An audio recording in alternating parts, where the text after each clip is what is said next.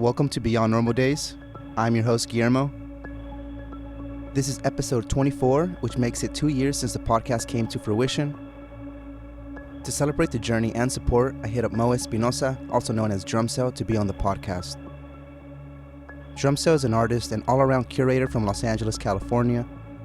He needs little introduction, but for those who aren't familiar with his name or work, Drumcell has paved the way for artists, event curators, and the community overall. From his ventures with Droid Behavior, through the interface parties to the Droid releases, and his current endeavor, Observe, Drumcell has solidified his space and respect in the electronic music scene. In this episode, you will get to hear Drumcell talk about his musical upbringing, his introduction to electronic music, how he discovered techno, and how it became his main focus with the rest of the Droid Behavior crew. Drumcell gives past rave stories and experiences that had me feeling like I was sitting down during a campfire storytelling moment. He talks about the current state of the techno scene in Los Angeles, his other musical projects, Hypoxia and Belief Defect, and balancing his father and husband duties with his music. Make sure to check out his releases, which can be found on Beatport, Traxsource, Bandcamp, and all streaming platforms. Follow Drumcell on Instagram and on Twitter at Drumcell, spelled DRUMCE11. And make sure to support his Hypoxia releases found on the Drumcell Bandcamp page. Follow Beyond Normal on Twitter at BeyondNormal_, and on Instagram and Facebook at BeyondNormalOfficial. Thank you for tuning in, and now please welcome Drumcell.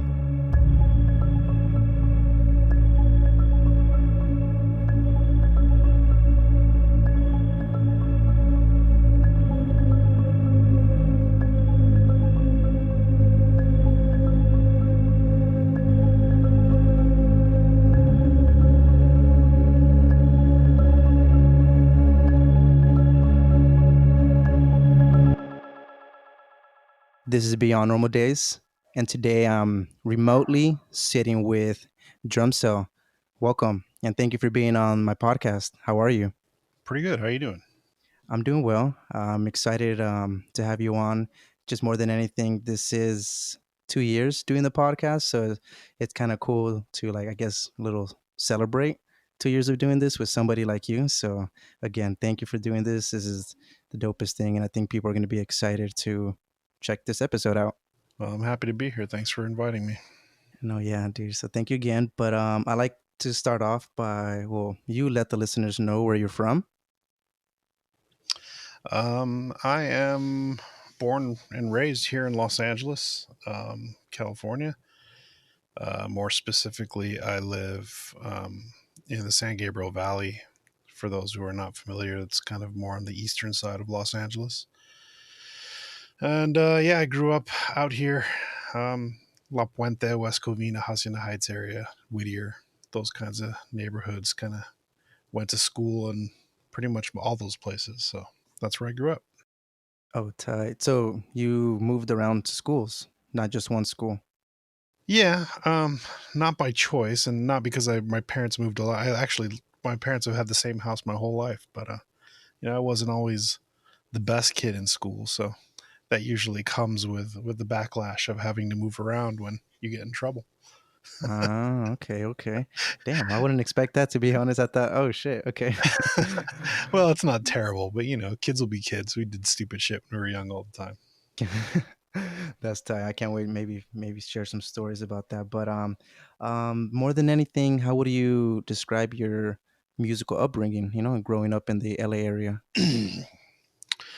Well, I'm the youngest of 4 siblings, and there's about a 10-year gap between me and all my oldest siblings, so I guess you can technically consider me an accident. And they are significantly much older, so they were early teenagers or about teenagers in the 80s. And my brother was kind of into everything from like new wave to even like hairspray rock stuff, anything from Motley Crue to Van Halen to your run of the mill stuff, even stuff like Depeche Mode and New Order and stuff like that. He kind of bounced around, which wasn't typical. And then my sisters were both heavily into the kind of new wave pop 80s sound, and one of my sisters was like a huge Madonna fan, and the other one, typical MTV kind of generation stuff, nothing particularly underground or groundbreaking. So I was pretty much just exposed to the majority of just kind of radio music. I think my brother was kind of the only person who introduced me to music that was a little bit more edgy and more kind of cutting edge at the time. And I think, I don't know, I grew up kind of at the height of the whole grunge rock period. And I when I started discovering music of my own, I started to listen to, um, you know, I think like one of my first cassette tapes that I had owned when I was like in fifth grade probably was like Smashing Pumpkins Gish or something like that. And just kind of going down the rabbit hole of learning new music. I think one things that my older brother kind of instilled on me more than anything is to have a great deal of respect for where music came from. So if you're into something, kind of learn about its history and where it started. So that kind of put me down the path of the rabbit hole of just kind of learning about new music. And I sooner or later started to discover industrial music, and it's things like Joy Division and Machines of Loving Grace, um, Killing Joke, Sisters of Mercy, and stuff like that, and kind of just started falling down that path in junior high. Do you still have any of your cassettes? Yeah, I do. I picked up the guitar and I started learning how to play guitar when I was in about the seventh grade.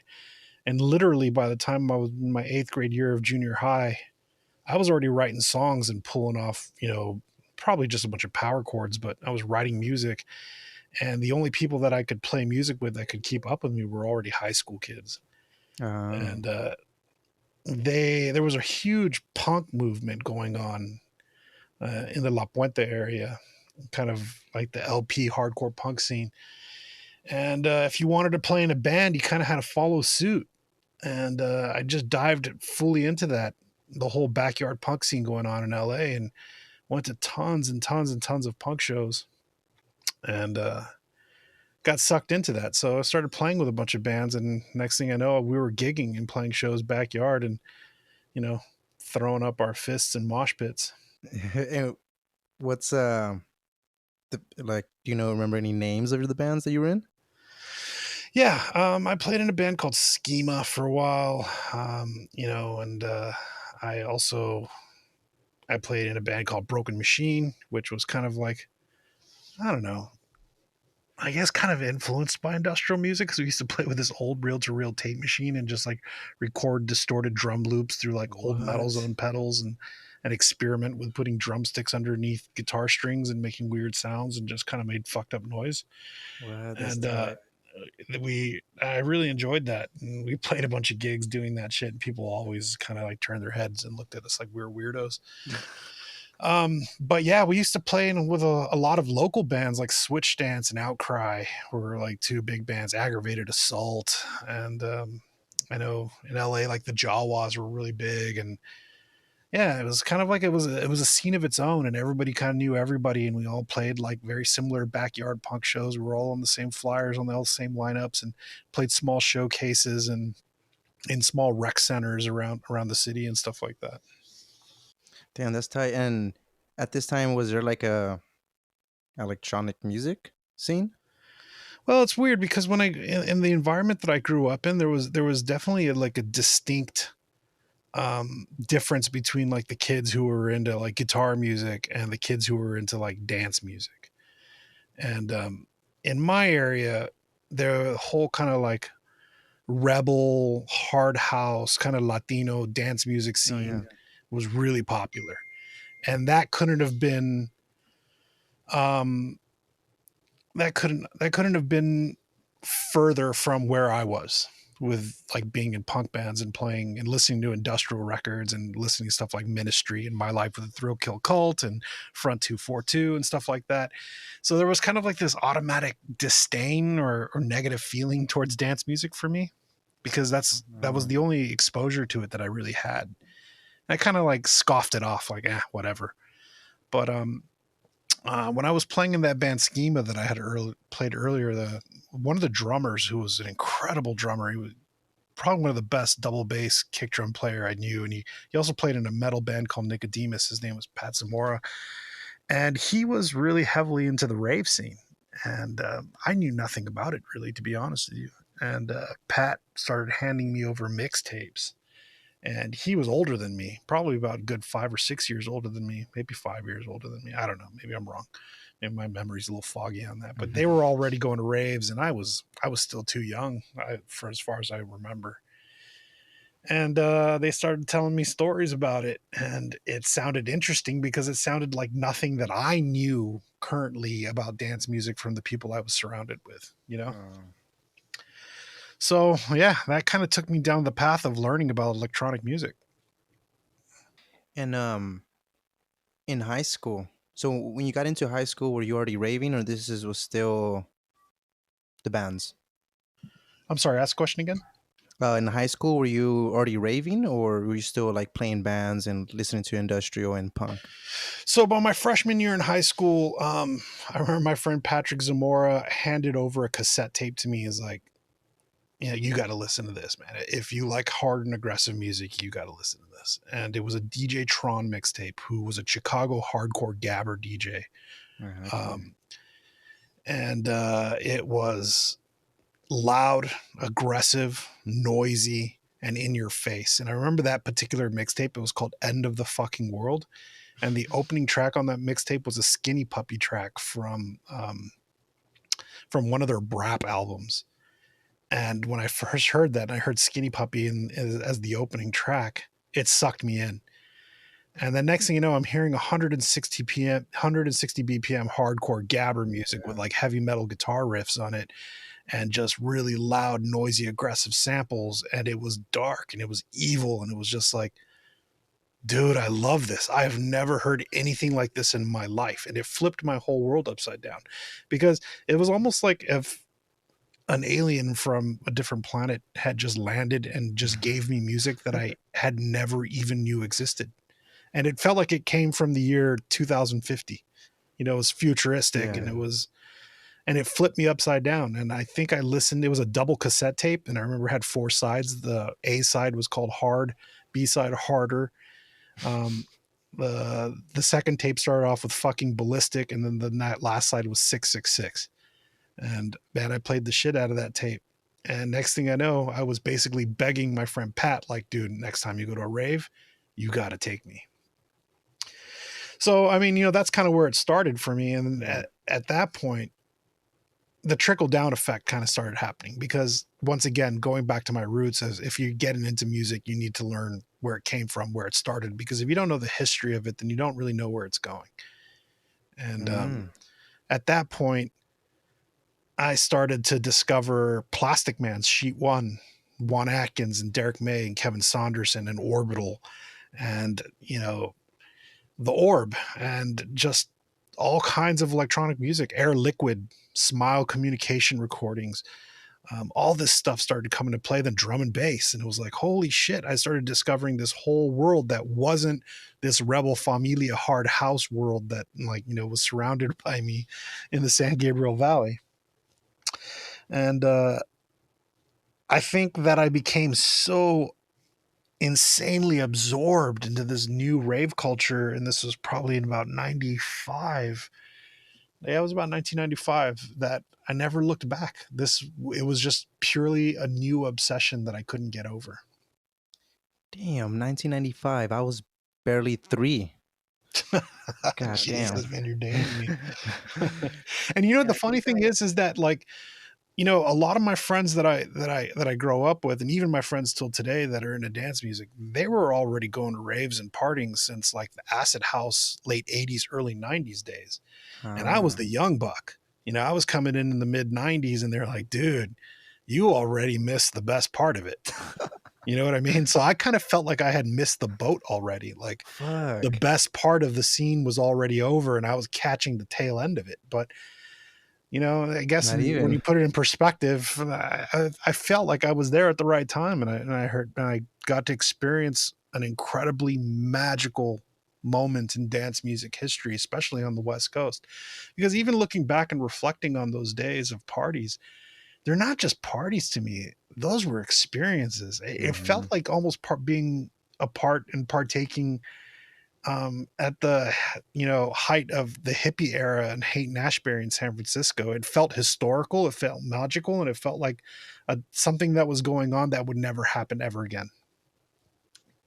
You see, like kind of like me and other friends. That's what we what's it called, romanticize, like the '90s and everything. Just because, well, you got to see the the EDM boom and all that stuff. And I think I've mentioned to you one time. I'm like, I think I'm a product of the EDM boom. I'm like, I'm not too sure, but so that's the thing. I'm just like, so I always look back and I'm like, damn, I wish I got to, or like a lot of people, they wish they experienced that, but um and it's funny because you mentioned that, like, when you're in the like in the punk scene and your band and you were experimenting with sounds, people would like look at you kind of weird. Uh, that also happened in high school, no? Like when you guys were raving, I would assume that people looked at you guys like the outcasts. Yeah. Well, I think I don't know, man. I kind of grew up in the definition of the most basic people around me in my area. Like, and I guess that's understandable for high school. Like now, and looking back at it now, I mean, it's just a bunch of teenagers. What did you expect? But it Mm, seemed like everybody that I went to school with just like only followed with what was the new hippest, new trendiest shit going on, or what was being played on mainstream radio. It felt like I was just surrounded by people who had no mind of their own and really didn't, seek any kind of individuality whatsoever. So I kind of just automatically grew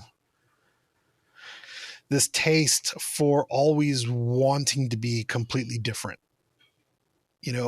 always being into something. And then as soon as that thing got too popular and all the jocks at school were doing it, I didn't want to do it anymore. mm, You know what I mean? yeah. And I look back at that. I remember like one of my favorite metal bands put out an album when I was like, in junior high, and I was listening to this record and I was like, holy fuck, dude, nobody's making music like this. This is incredible.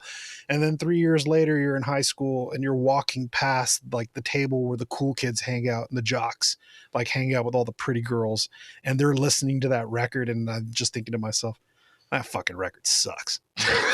You know what I mean?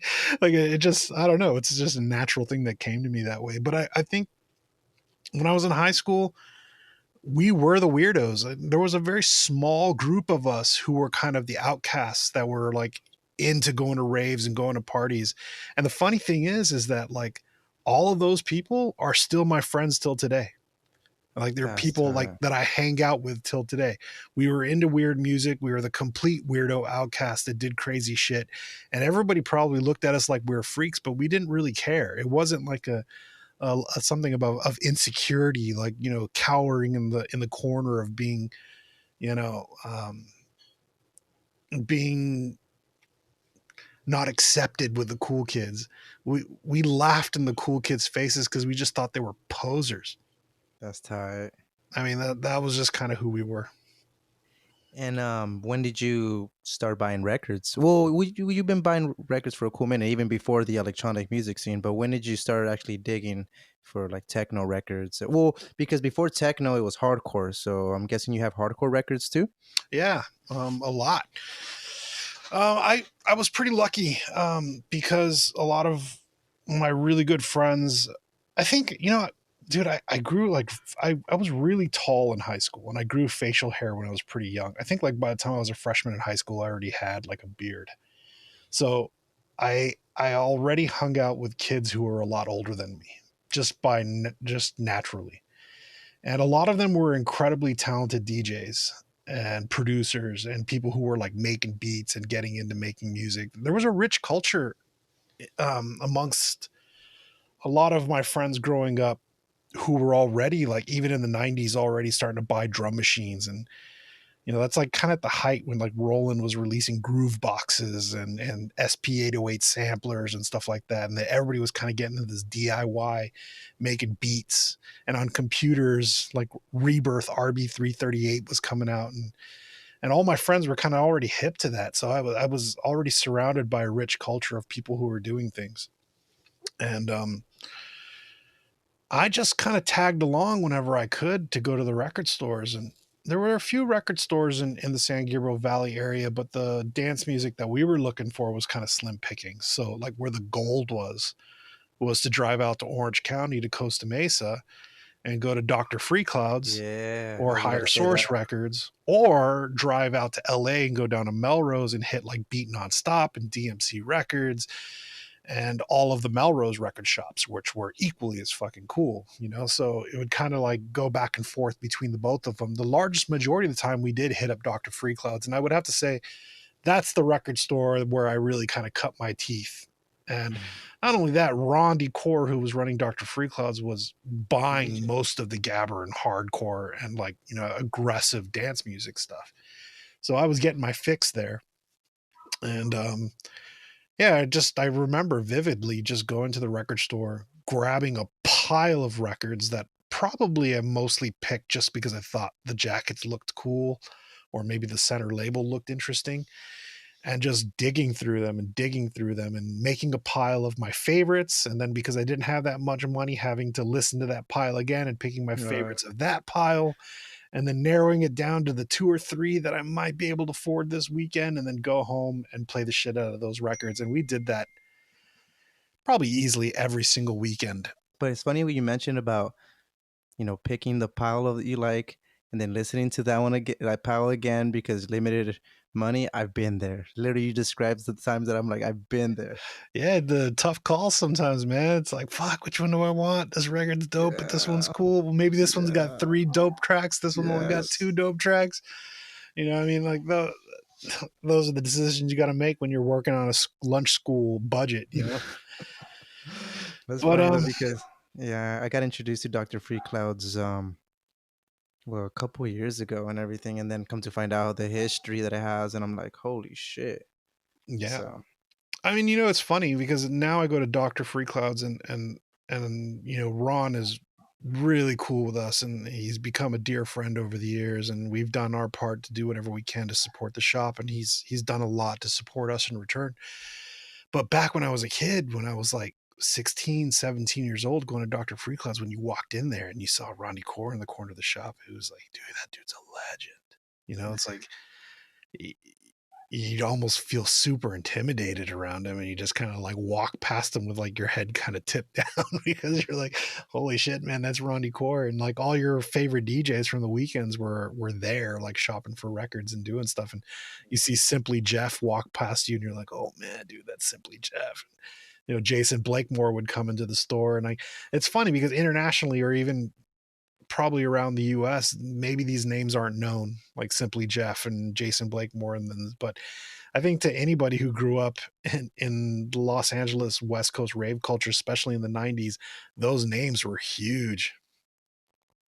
and but it's funny you describe that.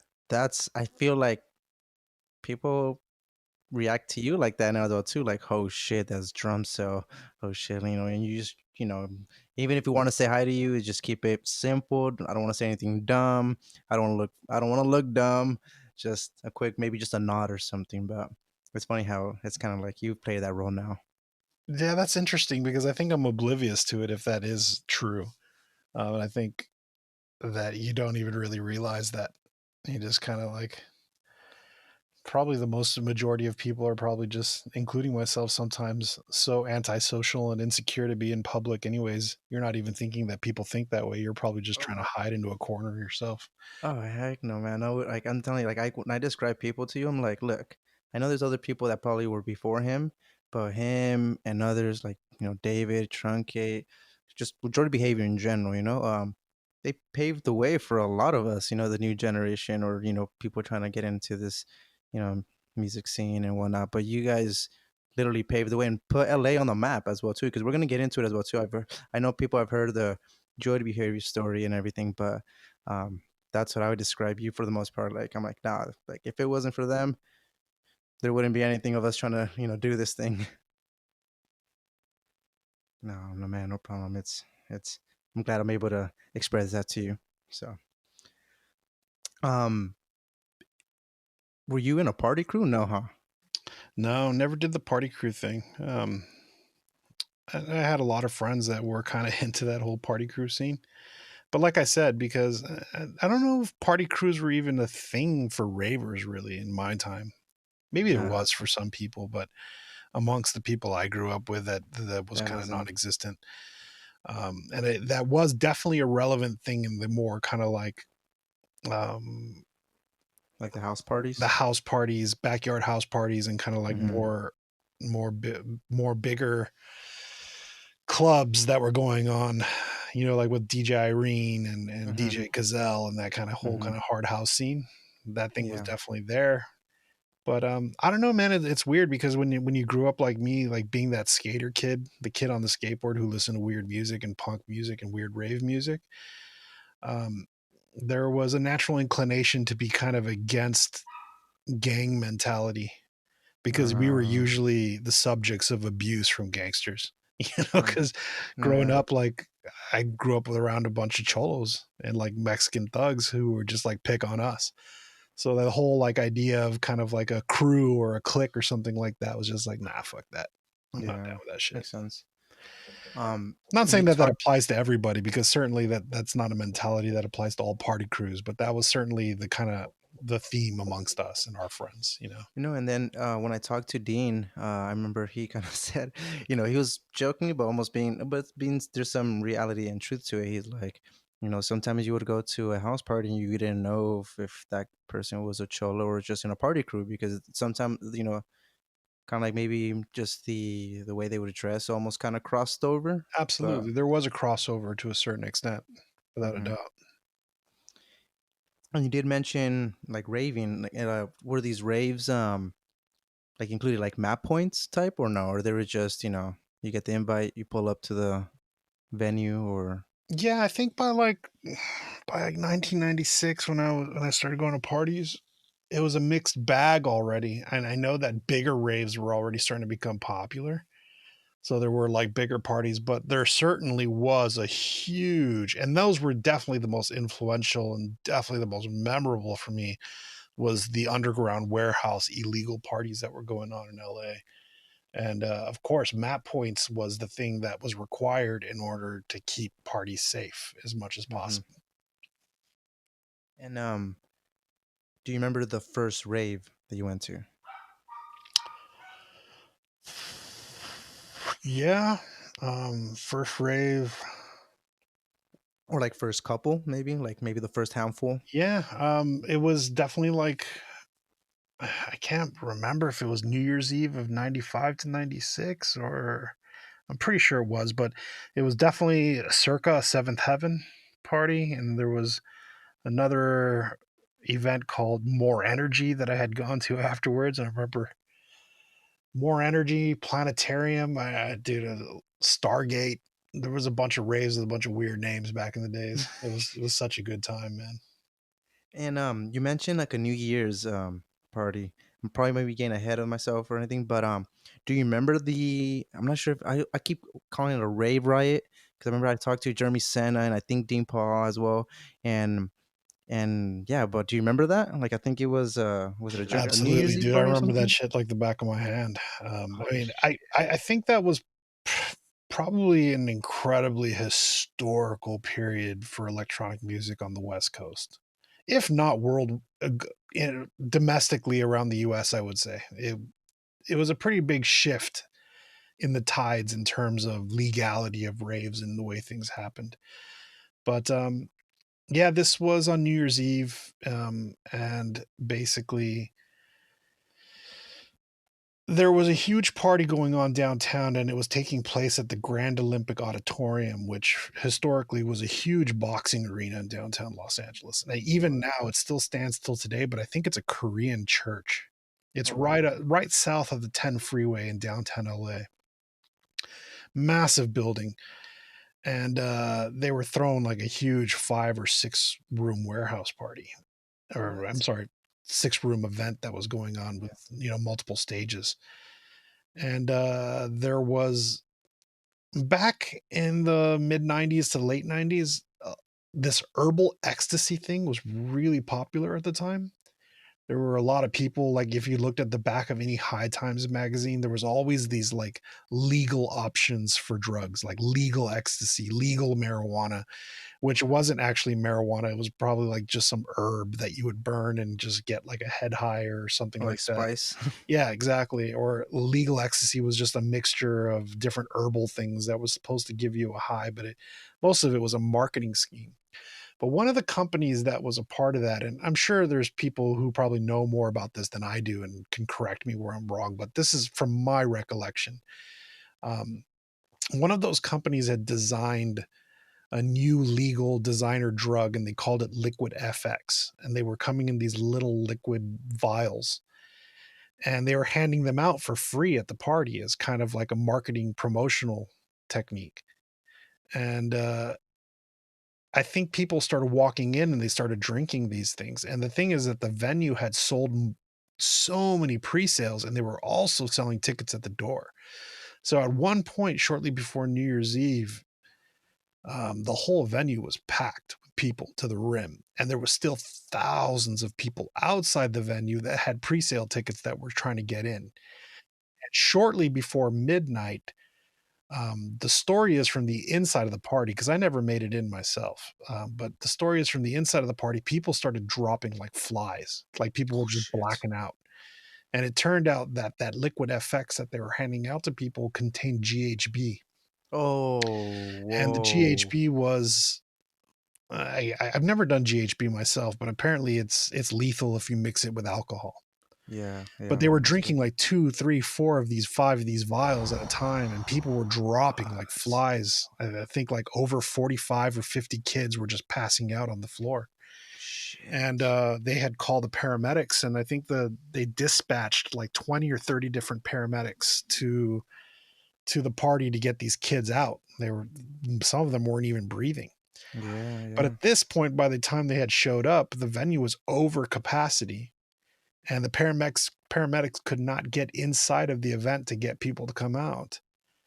And not only that, but the outside was filled with thousands of people outside the venue trying to get inside the party. So it started getting nasty because obviously the paramedics need to get in to save lives, and there's a panic going on, and people are starting to push, and it's getting overcrowded. And so LAPD ended up calling in the riot police. And that's where we were. We had gotten there. We were standing right outside the front door of the party, and the tension was growing because it was almost midnight, and everybody wanted to be inside the party before New Year's Eve happened, Yeah, okay. before the countdown came down. So it started to get violent where kids started climbing fences and they were jumping over the fences to get into the party, and the promoters couldn't control the amount of people that were getting in and they couldn't get the paramedics in. And and then there was a whole mob of people that started to shake a fence down and started pulling it down to the ground just so they can hop over the fence and get in. And then right at that point, I remember hearing like a bunk. And I looked up in the sky and a tear gas canister flew right over my Sheesh. head. And as soon as it hit the floor, it was just pure, absolute chaos. The whole crowd just erupted, and the entire street, the whole intersection of that entire area just turned into a massive rave riot. You had hundreds and hundreds, if not thousands, of kids breaking car windows, turning over. There was an MTA bus in the middle of the street, and a What? whole mob of kids got on the bus and started shaking it to flip it over. There was a 5-story parking structure where the kids were taking the fire hydrants from the corners of all of the parking structures and Yeah. started spraying clouds of, fire repellent into the sky and hurling them at the windshield of police cars. And they opened fire with rubber bullets into the crowd, and people were getting hit in the head and they were getting shot with bean bags, and it was just absolute chaos. And from what I recollect, I would have to say that half of those kids on the street rioting were high as shit on acid or ecstasy or some kind of drug. So it was just this frantic mental chaos of drug fueled madness, raving and rioting going on. So I had told my parents myself that I was going out to party with my friends for New Year's, and then I was going to spend the night at a buddy's house because obviously you don't want to tell your parents you're going to a rave when you're like, Mm-hmm. 15 or 16 years old on New Year's Yeah. Eve. The problem is that, back in those days we didn't have cell phones. And as soon as this riot broke out, it was on every On the single news. news channel on Yeah. television, Fox News, ABC, KCAL, whatever. It was all riots downtown LA erupting at an illegal rave riot party in downtown Los Angeles. And my parents flipped. They freaked out. I think they just had this sense that that's where I was. And I think they called all of my friends' parents looking for me, and their parents were calling our parents, and everybody was looking for everyone because, there was no cell phone, so you couldn't get in touch with anybody. Yeah. Yeah, so that was madness. And when I got home, I got my ass handed to me for that one. Mo, where were you? Damn. Yeah. And were you with David and Dean Paul?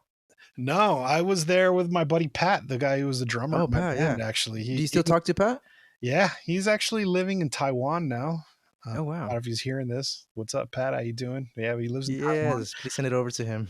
And yeah, but David was there actually, because me and David talked about this like a few weeks ago. There's a video on YouTube of the whole riot that's going on. I was just gonna ask if it's on. There's video. Yeah, there is one video on YouTube. It's kind of hidden pretty deep, but I'll send you a link to it, and you can share it if you want. But I sent that to David, and David's like, "Holy shit, I was standing right there," and it was like, "Dude, I was standing probably like 20 feet away from you. We didn't even know each other back then." Oh, wow.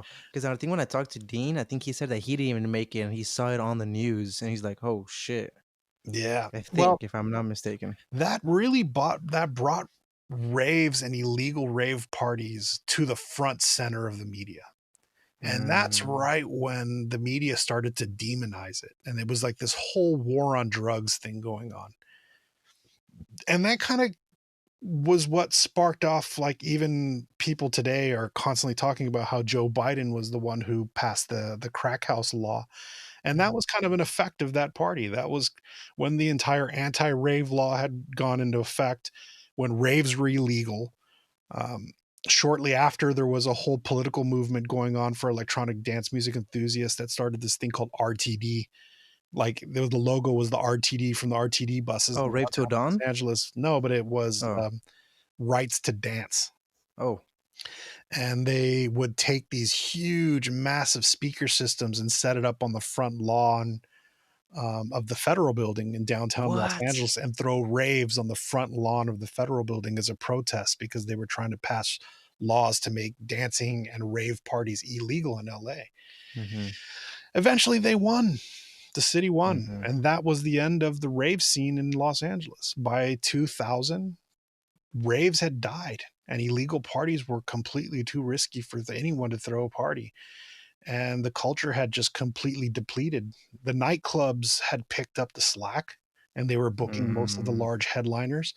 And what we knew as the whole kind of underground rave culture of Los Angeles had faded away, and it was kind of the rise of club culture and being all legitimate legal parties and nightclubs, which essentially is what the birth of the whole kind of Electric Daisy Carnival, EDM, Nocturnal Wonderland world was, where they were these huge organized legal events that were going on, where they followed the laws to the T's. Everything had to end at 2 a.m. Alcohol was finished serving at 1:45. Everybody was home in bed by 2:30. And that's And still the thing right now, right? They end like around 2 a.m. absolutely. And that was essentially one of the main reasons why Insomniac had to end up moving Electric Daisy Carnival to Vegas, because that was the only way to throw parties that would go on until 6 or 7 o'clock in the morning. Oh, yeah, that is true, huh? And I've never gone to the Vegas one. there was a whole series of shutdowns and rave parties and exposés that went on Fox 11, and Hard Copy did a story on desert parties and Joshua Tree, and a lot of things had happened, but that all kind of kicked off and started with Seventh Heaven, with that one New Year's Eve rave. Oh, That wow. was kind of the beginning of the end. Damn, that's crazy. I thought for some reason it was just like, okay, it's a rave riot, it went crazy, but you just really went in depth with it. Like, this is history, everybody listening. Well, I mean, there was a lot of things that would happen on like several months later. There was another huge rave that happened in LA that was called Juju Beats, and it took place I at remember Santa's that. Village up in the mountains. And I remember going that night. I remember Doc Martin played a sunrise set at that party that was just epic. I mean, like history in the making was going on that day. It was incredible. Like hairs would just rise on my arm just thinking about those parties. And on the Yeah. way home from that event, there were a couple kids that were high on drugs and drove off the side of the mountain and fell to the bottom of the ravine and crashed and died. And it was just like it never stopped. And after that, there was another desert party called Dune, where some kid on mushrooms walked out into the desert and fell off the side of a cliff, and they found his body 3 weeks later. So it's just casualty after casualty after casualty. As the scene got bigger, things got worse, and every time there was a tragedy that happened, it brought more attention and more media and more angry mothers who were yelling, "Stop these illegal rave parties from Yeah. happening, save our children, this is the devil's music, it's ruining our youth." And this whole like rhetoric was just going on, and that was, it just kind of crashed and burned out by the end of 2000. Do you think like those are valid examples to, I guess, stigmatize, the rave culture? Well, I think when I was a kid, when I was younger, definitely I was just like, "Oh, well, screw those people. They don't know what this is really about." This music is about a lot more than just drugs. Of course, you have your Mm-hmm. bad seeds who go out and do things. But now that I'm like a father and I've got a child, it definitely puts things in perspective Mm-hmm. without a doubt. But also, I blame our culture in a whole for not educating people to party more safer and take responsibility for their actions, you know? True. And I think that even as I was starting to throw parties and throw events in the 2000s, when the whole kind of initiative between Droid and even Doc Martin with his sub-level parties and a bunch of other stuff that was going on, trying to, bring back the underground scene of Los Angeles. Um, Education is a key element and a big part of being able to like walk around the party, and when you see a group of kids acting dumb, be like, "Hey, dude, you can have fun, but chill." Yeah. Like be responsible, be an adult. And also not promoting the party to a bunch of dumb frat kids who are just going to come and do stupid stuff. True. You want to be able to market your parties and try to attract a crowd of people who are progressive and people who are smart and who are intelligent and more really about kind of the expressiveness of the music, and embrace the culture as it is, not just a dumb place to go and get high and do drugs and act like an idiot. You know what I mean? And how do you think I guess this could be maybe like a lesson or some tips for people trying to throw parties right now? How would like people promote or market their parties to somebody? To how you said, progressive people and people who are not gonna essentially ruin the scene, and Well, I don't have all the answers for that, and I can't claim to be some sort of guru on how to market your parties the right way. But I think it's a good rule of thumb that when anything gets too big, it's too hard to control. And mm, I think it's a natural thing as a promoter, as an event promoter, or as a DJ or anything in this industry to constantly have progression and constantly grow with your profile. When you're a promoter and you throw small parties, your goal tends to be throw bigger parties, and the next party be bigger, and the next party do something cooler, and the next party do something cooler, and grow and grow and grow and grow and outdo yourself every single time. Because one, you're trying to live up to the expectations of your fans and the people who come to your event, and two, because as naturally as human beings, we're always trying to progress and better ourselves in what we do. At least, people who have some sort of, bigger plan. But I think it's important to realize that when you're doing underground events and you're doing things in this world, size isn't necessarily the most effective thing.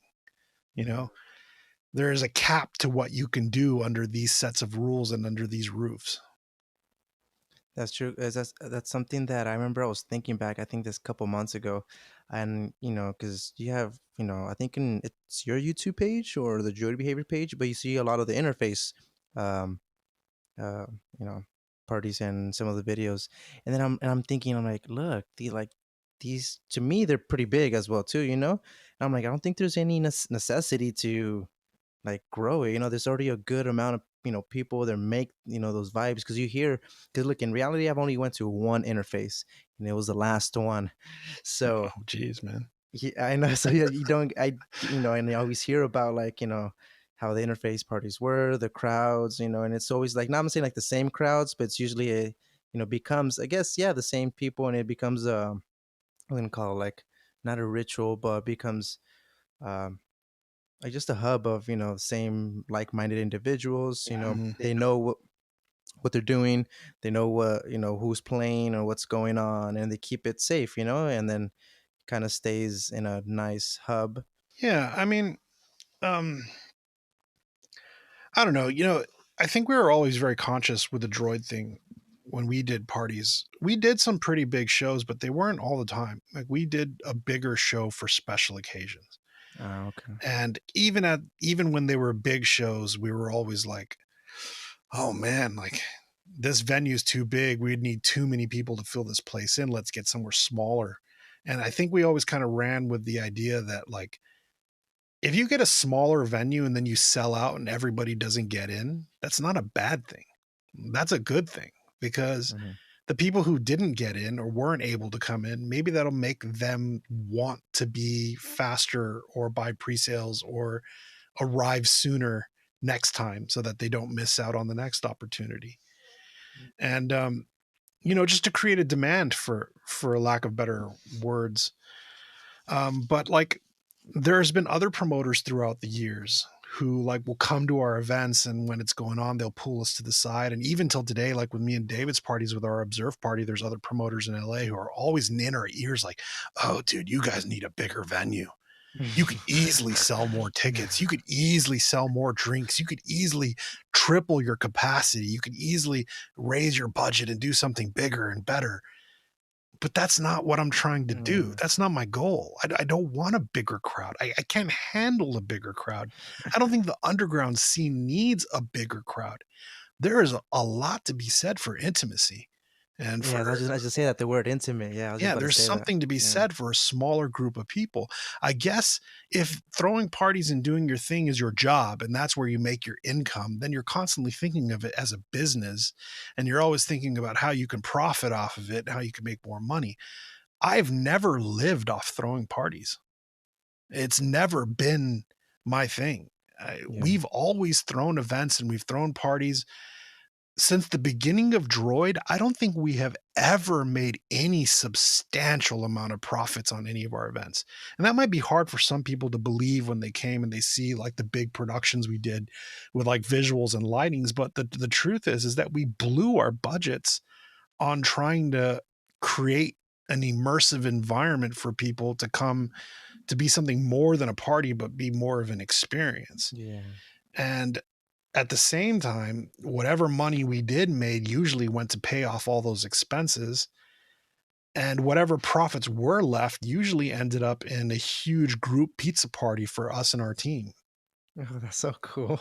So, I mean, there were probably things that we could have done to streamline, charge more money for drinks, maximize our profits, raise the ticket sales doors, anything like that. But that wasn't our agenda. At the end of the day, we weren't event promoters. None of us in our crew were event promoters. We were musicians and producers and DJs who aspired to release records and make music. And we didn't throw parties because we wanted to throw a kick ass party. We threw parties because if we didn't do it, nobody else was. And at that same Mhm. time, when we did an event, we didn't want to just throw another run of the mill party with a shit sound system and a couple lights in the corner of the room. We wanted to throw a party that was memorable and that everybody can go home and talk about for years to come. And Yeah. doing something like that is not throwing a party every weekend. To do something like Mhm. that is throwing a party every once in a great while. We never threw parties every weekend. It was always 3 or 4 a year, maybe 5, maybe 6 maximum at the peak, but usually anywhere between 3 to 1 party a year. over a course of 17 years. It kind of varied, but you know what I'm trying to say. Yeah, yeah, yeah. Always kind of trying to do a special occasion situation to create an experience for people. And maybe not everybody saw it that way, but that was definitely our goal. And that's what we were trying to achieve. There's a lot of promoters in LA that are throwing parties these days, but their approach is completely different. For them, it's a business. For them, it's pay their rent off of. I'm not saying they're rich and they're making tons of money, but this is what they live off of. So they have they're definitely cutting on production in order to maximize profit, raising prices here and here and there, booking huge headliners and talent, investing in huge marketing techniques and social media promotional tactics and all that stuff to get the biggest crowds possible so that they can continuously fund their business. Yeah, and then I think that's where, I'm not saying they're frat, but I guess the new word could be bros. Yeah, I But mean it that gets, that could be one perspective. I don't like to pass any judgment on anyone in particular. I think at the end of the day, even people that I don't get along with in LA who are in the scene, for the most part, most people have good intentions and they want to do good things, whether they think of it as a business or not. yeah. You know, But I they're think I was meaning like the crowd, like you get a little bit of bros coming in there, and oh it's kind of yeah, like, do you absolutely. know who's playing, or are you here to get fucked up? Absolutely. And that's a byproduct of just having mass marketing. If you don't have a control of who you're promoting your events to, and basically you have like bots running on Instagram in order to generate likes and to promote to mass crowds, and you're paying for Facebook advertisements to get a wider audience, you're no longer just trying to market to your community and your scene. You're starting to pull people in from areas that maybe they don't understand the culture fully, and they don't give a shit about the music. They don't give a shit about the scene. All they give a fuck about is partying. And it kind of Hmm. dampers and kills the party vibe a little bit. Yeah, yeah. There's That pros seems and to agree. cons to it, because at the same time, you also have the possibility of reaching out to people who never knew that this existed, and you bring them into a world that changes their mind in a very similar fashion to how the drummer of my band changed my life. That's So, true. That's true. there's it goes both ways. And before Droid Behavior, were you already DJing? Yeah, absolutely. I mean, I was DJing, and I already had started releasing records with a few of my friends. We had a small label called Mad 12, Oh wow. MAD12, and it stupidly stood for Music Always Dominates on 12 inches. Hey. And when I met Vidal and Vangelis from Droid, they were already into techno. They were already producing and making music. We ran into each other at a house party, and I remember walking in and they were playing techno, and I was like, "Holy shit, you guys are into techno?" And they were like, "Yeah," because there wasn't that many people who were into techno back then. The raves that were going on in LA were not playing the music that we play. You know, Yeah, it was like more like that hardcore it gabber, was right? well, I I guess. mean, Gabber and hardcore was definitely one scene, and that's kind of where I found my footing. But there was the drum and bass thing that was Oh, but you said jungle massive. too, yeah. Probably Yeah. one of the biggest drum and bass scenes out of the UK was probably in the West Coast. And someone can correct me if I'm wrong there, but I'm pretty sure I'm right. And trance and progressive and Goa and desert breaks and all kinds of forms of other electronic dance music is kind of what dominated the rave scene out here. There were techno DJs that came in, but they were far and few in between, and it was very seldom that they popped up. And when I met Vidal and Vangelis, it was kind of like, oh shit, you guys are into techno. I'm into techno. That's awesome. We're both into this music. What can we do to work together to try to bring more awareness to techno in this city so we can have some more decent parties? And then did you three first start Droid Behavior, and then Subversive and Yeah, I mean, David it was Truncate? for the most part, it was me and Vidal. Um, Oh. Me and Vidal started Droid. Vangelis had was Vidal's brother, and was they made music together. They always were Acid Circus together before me and Vidal ever met. But when you're younger, the age gap is bigger. You know what I mean? Like, for instance, Yeah. Vidal's brother was probably 5 years older than us. Then, oh, okay. But like when you're like 18, 5 years older is significantly larger than when you're like Yeah, yeah, 35 yeah. and someone's 40, then like whatever, you're 5 years older than me, big fucking deal. You know what I mean? Yeah, that So makes sense. Yeah. so I think Vangelis kind of like was maybe a little apprehensive, like I don't know what my little brother and his friend are doing, but they're trying to do something.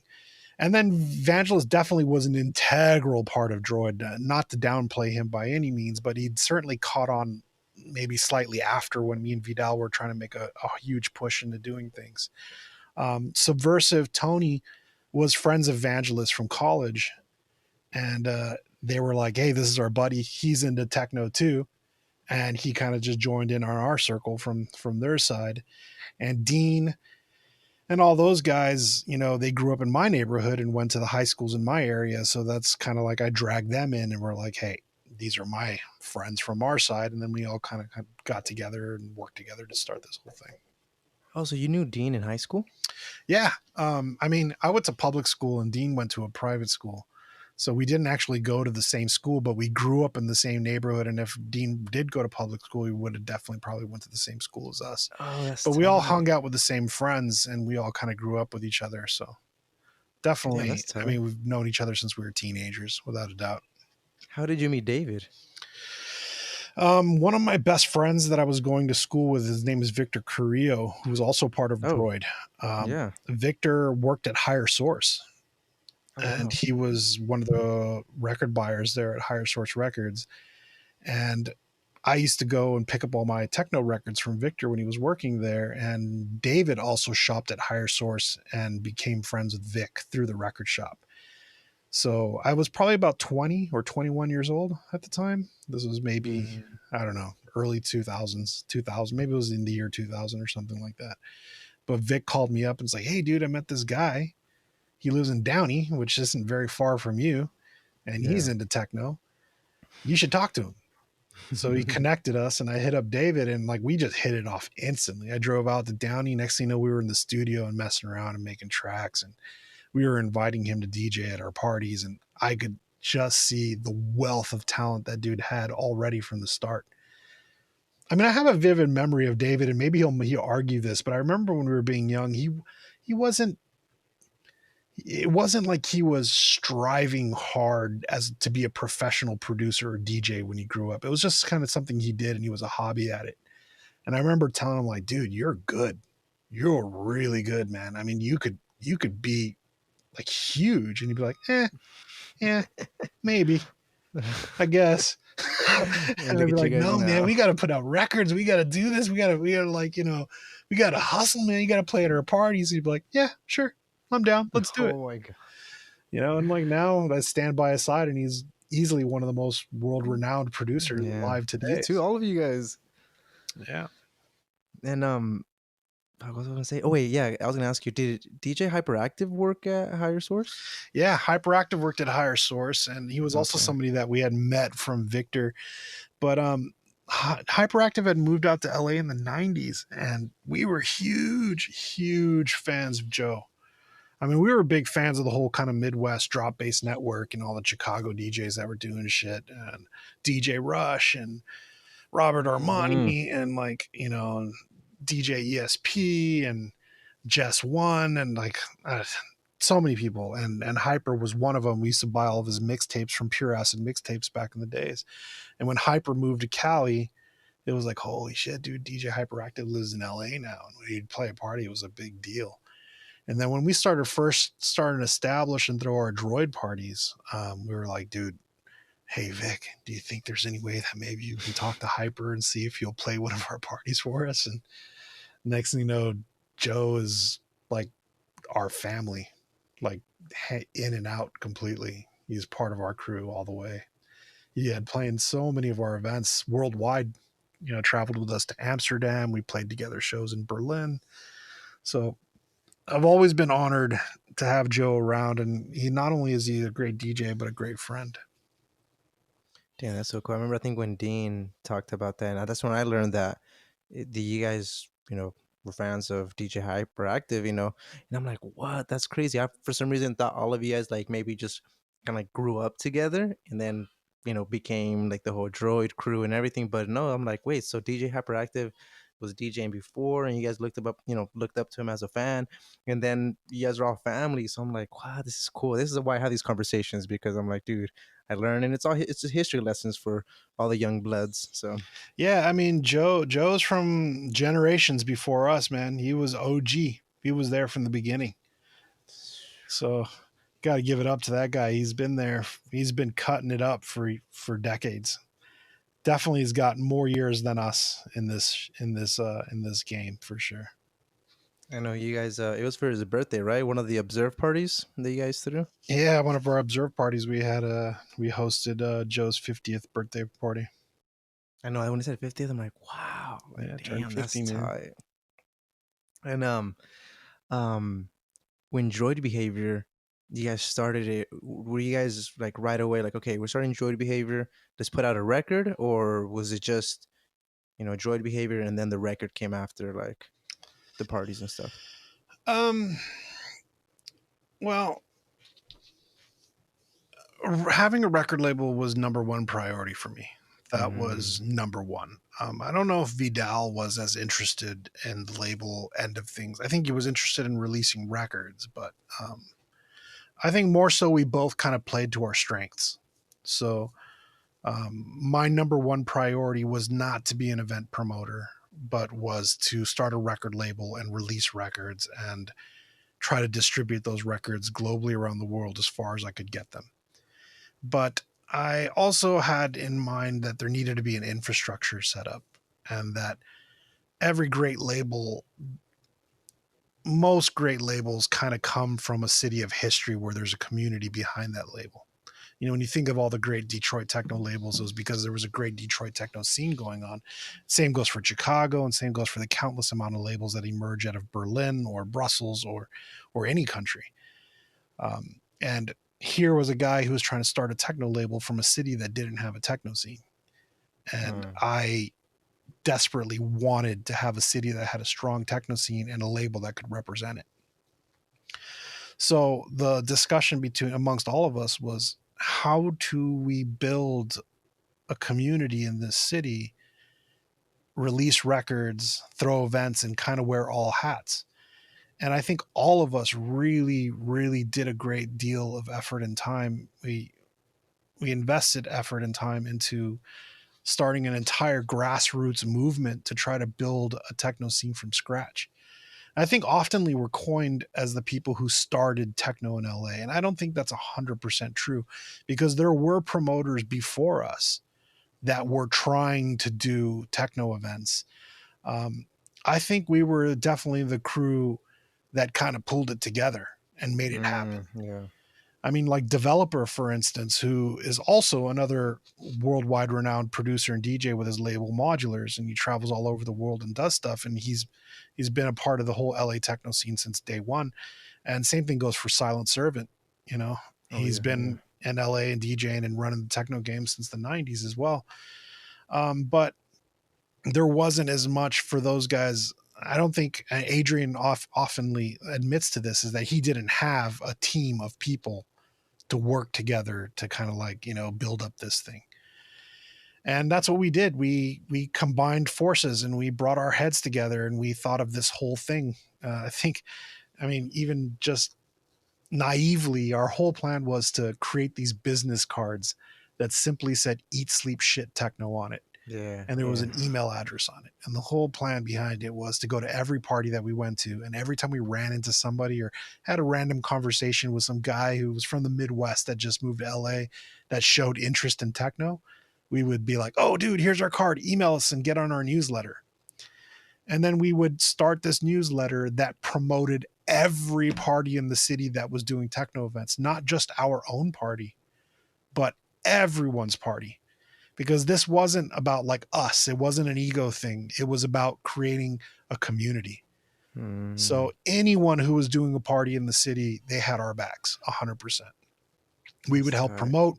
We would even help them throw their parties and invest our own time into helping them kickstart things. So the newsletter ended up kind of like a small zine where weekly it just had like these weekly updates of everything techno going on in the city. And if you were into edgy, cutting edge IDM techno experimental music, the Droid newsletter was kind of key to find, kind of a central key place to find out where all the cool shit was happening.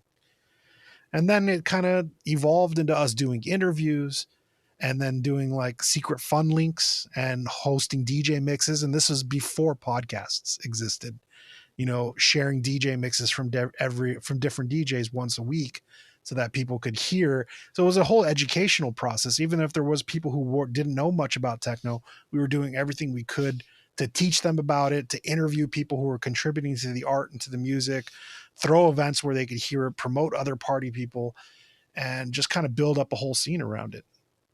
And I mean, slowly but surely, it evolved into our podcast series D Node. We even Yes. printed a handful of zines in a couple episodes where we did interviews with different people and had articles. Yeah, just basically all medium fronts. This was before Facebook existed, before Twitter existed.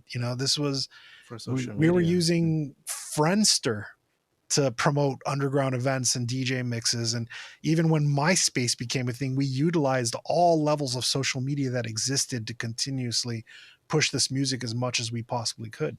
It was a complete, total grassroots movement. And And that's why I think people consider you guys like, putting in LA or LA or techno in LA on the map specifically. So yeah, and all the local artists that we were meeting in the city that were producing techno, we were trying to release their records on the label and trying to push the front of the label through everything. So, it was a whole encompassing thing that we had to do. But at the end of the day, individually, all of our goals were always to just be DJ producers who wanted to release music. Everything else we did because, well, one, because we loved it and we had a passion for it, but because we had to, because if we didn't do it, nobody else would. And as we started to slowly progress it, there were other people who were growing up alongside all of us. There was Compression, who was throwing techno events at legal clubs. There was the Scion series parties that were going on. Developers started actively doing more his Planetary series warehouse parties that were going on. Reinvent parties. There was tons of different warehouse party scenes that were kind of popping up, and we just actively supported each other. And I think that's a key difference now in comparison to then. Now I see a lot of techno promoters in the city working against each other in a very competitive nature. And this is not Berlin. No matter how much people want to boast about how dope the LA techno scene is, it's still not nearly large enough to be competitive with each other. oh shit. People should be working together to help kind of build a community and build a scene, not take each other out because they're competitors. You know what I mean? Yeah, yeah. So uh, that things have definitely changed in the city, but there are a lot of people today throwing great events and curating good parties. I sometimes get concerned about the motives behind these parties and what exactly is going on in the city, but I'm happy that someone's doing something because we are actively not doing things as much as we used to.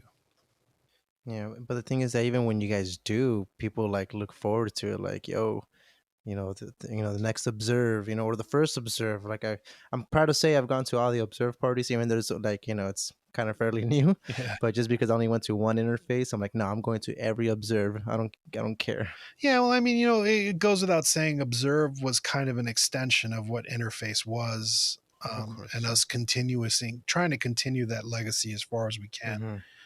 Mm-hmm. When Droid kind of fizzled out and we kind of stopped doing those parties, not all of us were done doing that, and the people involved with doing um, Observe parties are the exact same people who are involved with doing Interface. I mean, the only reason why we don't continue to do Droid is because it's not the same key group of people that started Droid.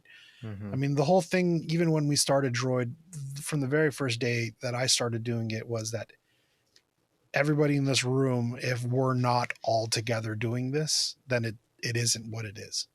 So I once think one of us leaves, it's all done. It's all over. makes sense. I think I read it in an interview. I think somebody asked like, what was the reason, droid or interface ending. And it's like the main thing is, you guys came to a consensus that if it's not everybody in it, then okay, no more, like. Yeah, I mean, we had a long run, man. 17 years is a long time. And I mean, Yes, I know. we we were a family, and until today, despite what anyone else thinks, those dudes will always be like brothers to me. We'll always have watched all of our dreams come true together, and that's something that like we can share that a lot of people can't really share together. But relationships change, people change, and Hmm. motives change, and life goals change, and what you need to do to survive changes, and you can't always continuously expect things to be the same forever. So when it played its course and it was time for us to part ways, it just had to be done. Damn, I know. I remember. I think, and it's kind of. I told you, I'm like, I only went to one interface, and it was the last one. And I'm like, damn. I'm like, did I jinx it or something? But no.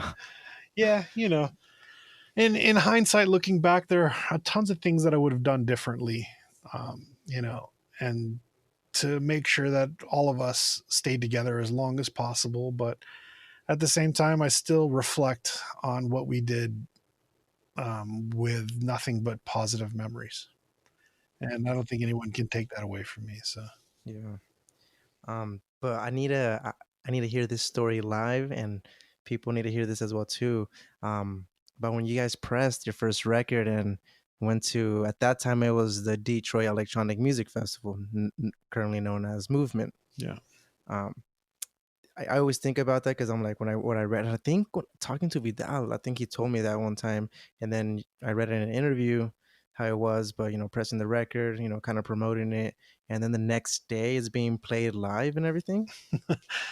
Yeah. I mean, it's, That's something out of a movie.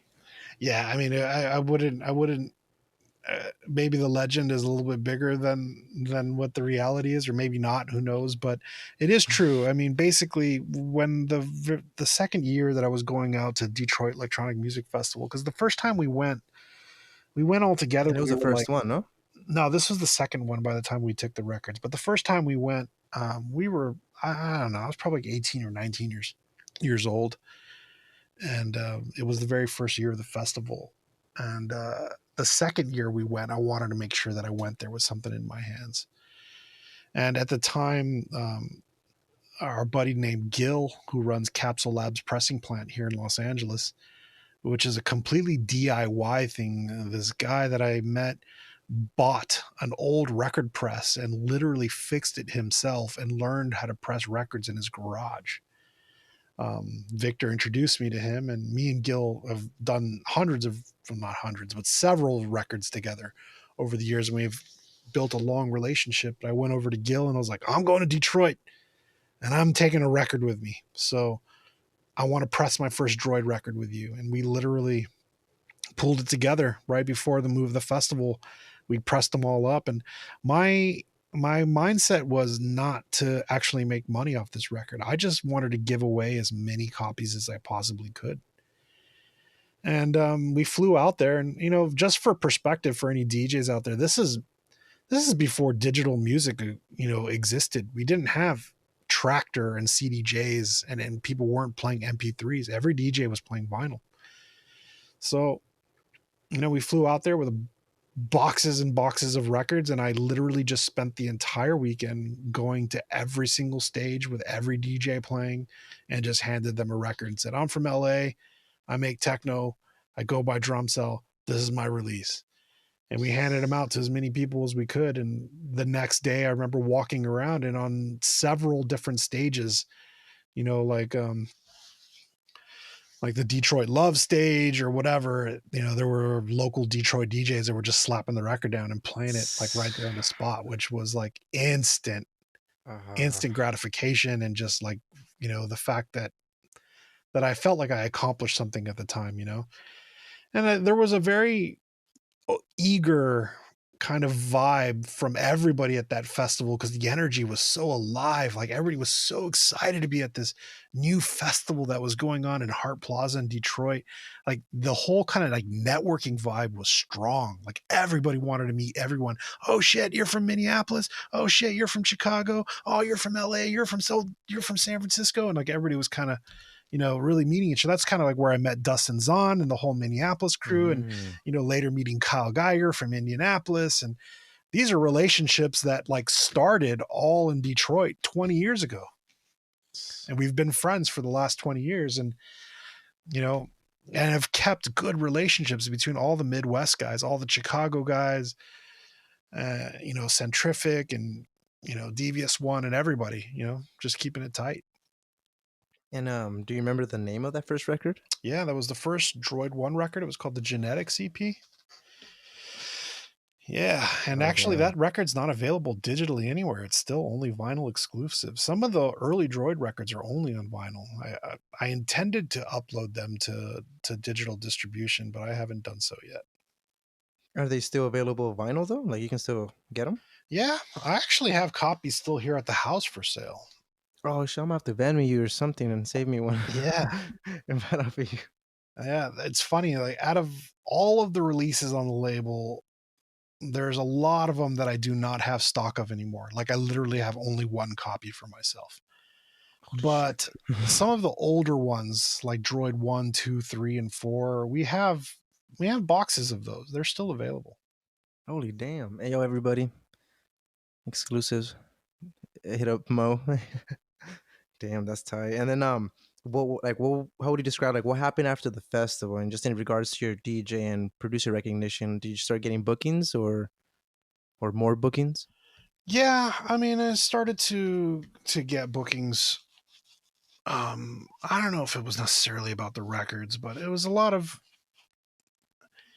I think like one of the very first gigs that I had played outside the city probably was in Chicago, and I had met my really good old friend Matt Nee, who ran a record label called Compute Records. And me and Matt actually met each other through mail, like not email, but like handwritten letters. What? Like Matt sent me a letter with a stamp on it in an envelope and was like, "Hi, my name is Matt Nee. I run Compute Records in Chicago. Attached is a cassette tape of some of our music. Thanks for listening." And then like literally mailing him back records, and like then finally gave him my phone number and started talking, and brought him out to LA to play a show, and he brought me out to Chicago to DJ a bunch of gigs. And then networking with San Francisco guys like the Def SF guys like Sean brought me out to play out there. And just kind of like domestically, I think everybody in the US was kind of really eager to work with each other to kind of like help build a techno scene. Yeah, there was even guys in DC, in Washington, DC, guys in Philly, and a few guys in New York who would like hit us up and be like, "Hey, you want to fly out to LA and play a gig? You could sleep on our couch and we could just DJ at a club." And I would say for the first, I don't know, 7, 8 years of doing that was pretty much budget flying out to cities and crashing on people's couches and playing gigs and then coming home. Damn. And so you mentioned DC, San Francisco. When did the overseas recognition start to happen? Well, at some point we had formed a pretty decent relationship. Well, let me backtrack a little bit. I think probably one of the first international gigs that I ever played was in Mexico. And we don't usually think of Mexico being international, but I mean... Oh, wait, did you post a video about that or? Possibly, but the person who got me my first international gig was actually developer, Adrian. He had a history of already playing in Mexico quite a bit. And he used to play this festival called Technova Festival. And Adrian would invite me to come out and play with him. I basically just opened up for Adrian, and then Adrian would play after me. And these festivals were in Guadalajara, and they were fucking massive. Excuse my language, I'm sorry. But they were huge. Just huge, massive festivals that were going on. And I was so blown away and surprised by what was happening. And that's how I met Luis Flores, because Oh yeah. Luis was kind of a staple in Mexico as a techno DJ in Guadalajara. He was, I mean, even till today, he's easily probably one of the most incredible live performances I've ever seen as a techno Yes. producer. Yes. And I remember I went out to Guadalajara the second year that I had played Technova Festival, and Luis played after us. He was the headliner. And me and Adrian, developer, were just sitting backstage, like, kind of like, oh shit, this dude's legit. Like, he's really good. And I hooked up with Luis. We exchanged emails and we kind of like talked online a lot. And I told him, dude, I'm really interested in releasing one of your records on Droid. I'd love to put something out. And we put out a record called Dane Bramage, I think that was the name of the record. And the record was a hit. It sold tons and tons of copies, and we ended up doing represses, and it got a lot of international notoriety from people. Brought out Luis out to LA to play some gigs, and then at some point Luis hit me up and said, have you ever played in Europe? And I was like, no. And he was like, okay, well, we just got an opportunity. The Mexican consulate is doing like a foreign exchange with the city of Brussels. In Brussels, there's a Brussels Electronic Music Festival, and they're basically sending 2 artists from Belgium to Mexico to play. And the Mexican government wants to send a few handful of Mexican techno DJs out to Belgium to play a gig. What? And he's like, I want to invite you if you want to come out and play with us. And I was like, absolutely. So we flew out to Brussels, and that was one of my very first international gigs that I had played. It wasn't a massive party. It wasn't huge, but it was the first time that I played in Europe. After we played that gig, me and David did the Bottle Opener record on Droid, which ended up getting charted all over Beatport, given that this is the time where if you got charted on Beatport, your sales like skyrocketed. I don't think anyone gives a hell anymore if your tracks are charted anymore or not. But Chris Liebing and Speedy J started playing Bottle Opener in heavy rotation. And Joachim Speedy J was one of the first DJs to kind of like reach out to me and really be like, hey, dude, if you kind of, would like to come out to Europe and start getting some more exposure, I'd like to do everything I can to help you. So he hit me up about coming out to Holland to play a gig, and just by coincidence, at the same time, we got hit up by Berghain. And Berghain had hit us up and said, hey, we're really into what you guys are doing. We love your music, and we'd love it if you'd come out to play Berghain. So we set up our first 2-date European show where we went out and played Berghain first, and then played afterwards with Joachim. Did you guys go as Cell Injection, you and David? Yeah. At Berghain, right? Yeah. So oftenly I tell people that my very first real gig in Europe was playing at Berghain, which is completely surreal and weird. I know your first European gig, and it's at Berghain. And at this time, technically my first gig was playing at the Brussels Electronic Music Festival, but it was really such kind of like a small little room, but it was fun. It was still a lot but I would say like the first real gig where I played in front of a significant crowd was Berghain. And as Berghain always, had that, I guess image as like right now as well too, like super exclusive and super not popular. As much. I mean, I went to Berghain the first time in 2006. This was before I played there, and it definitely wasn't, or maybe it wasn't to me. Maybe locally within like their history of doing Oscut events, it was kind of legendary, but it didn't have that kind of world-renowned mysticism that it does today, where like every single kid who is into techno, the first club they name drop is Berghain. Yeah. Now it's become like this world tourist thing. And that didn't quite exist yet at the time. I think it was just kind of starting, but I really had no clue what to expect. And I really didn't know much about the club other than the first time I had gone there, which is another whole story, but I'll save that one for another day.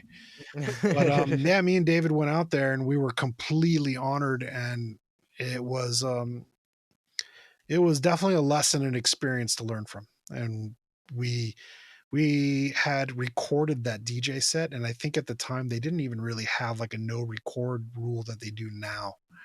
And we posted that mix online, and it was downloaded in the tens of thousands by people. And even till today, whenever I travel around the world, I'm always reminded, like, oh man, I remember when you released that DJ mix you recorded at Berghain. Like, the sometimes I wonder if that mix did more for my career than most of the records I've ever released.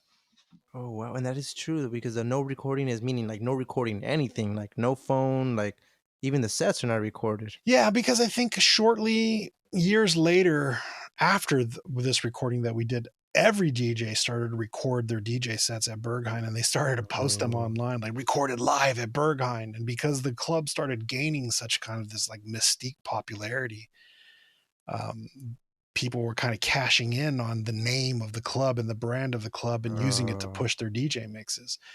So they kind of created this rule with all DJs that if you play there, there's no recordings allowed. oh shit! I know. I don't know what for some reason I did realize. Wait, did um Vidal and Vangelis record a set and they posted it up for a D Node episode? It's very possible they did.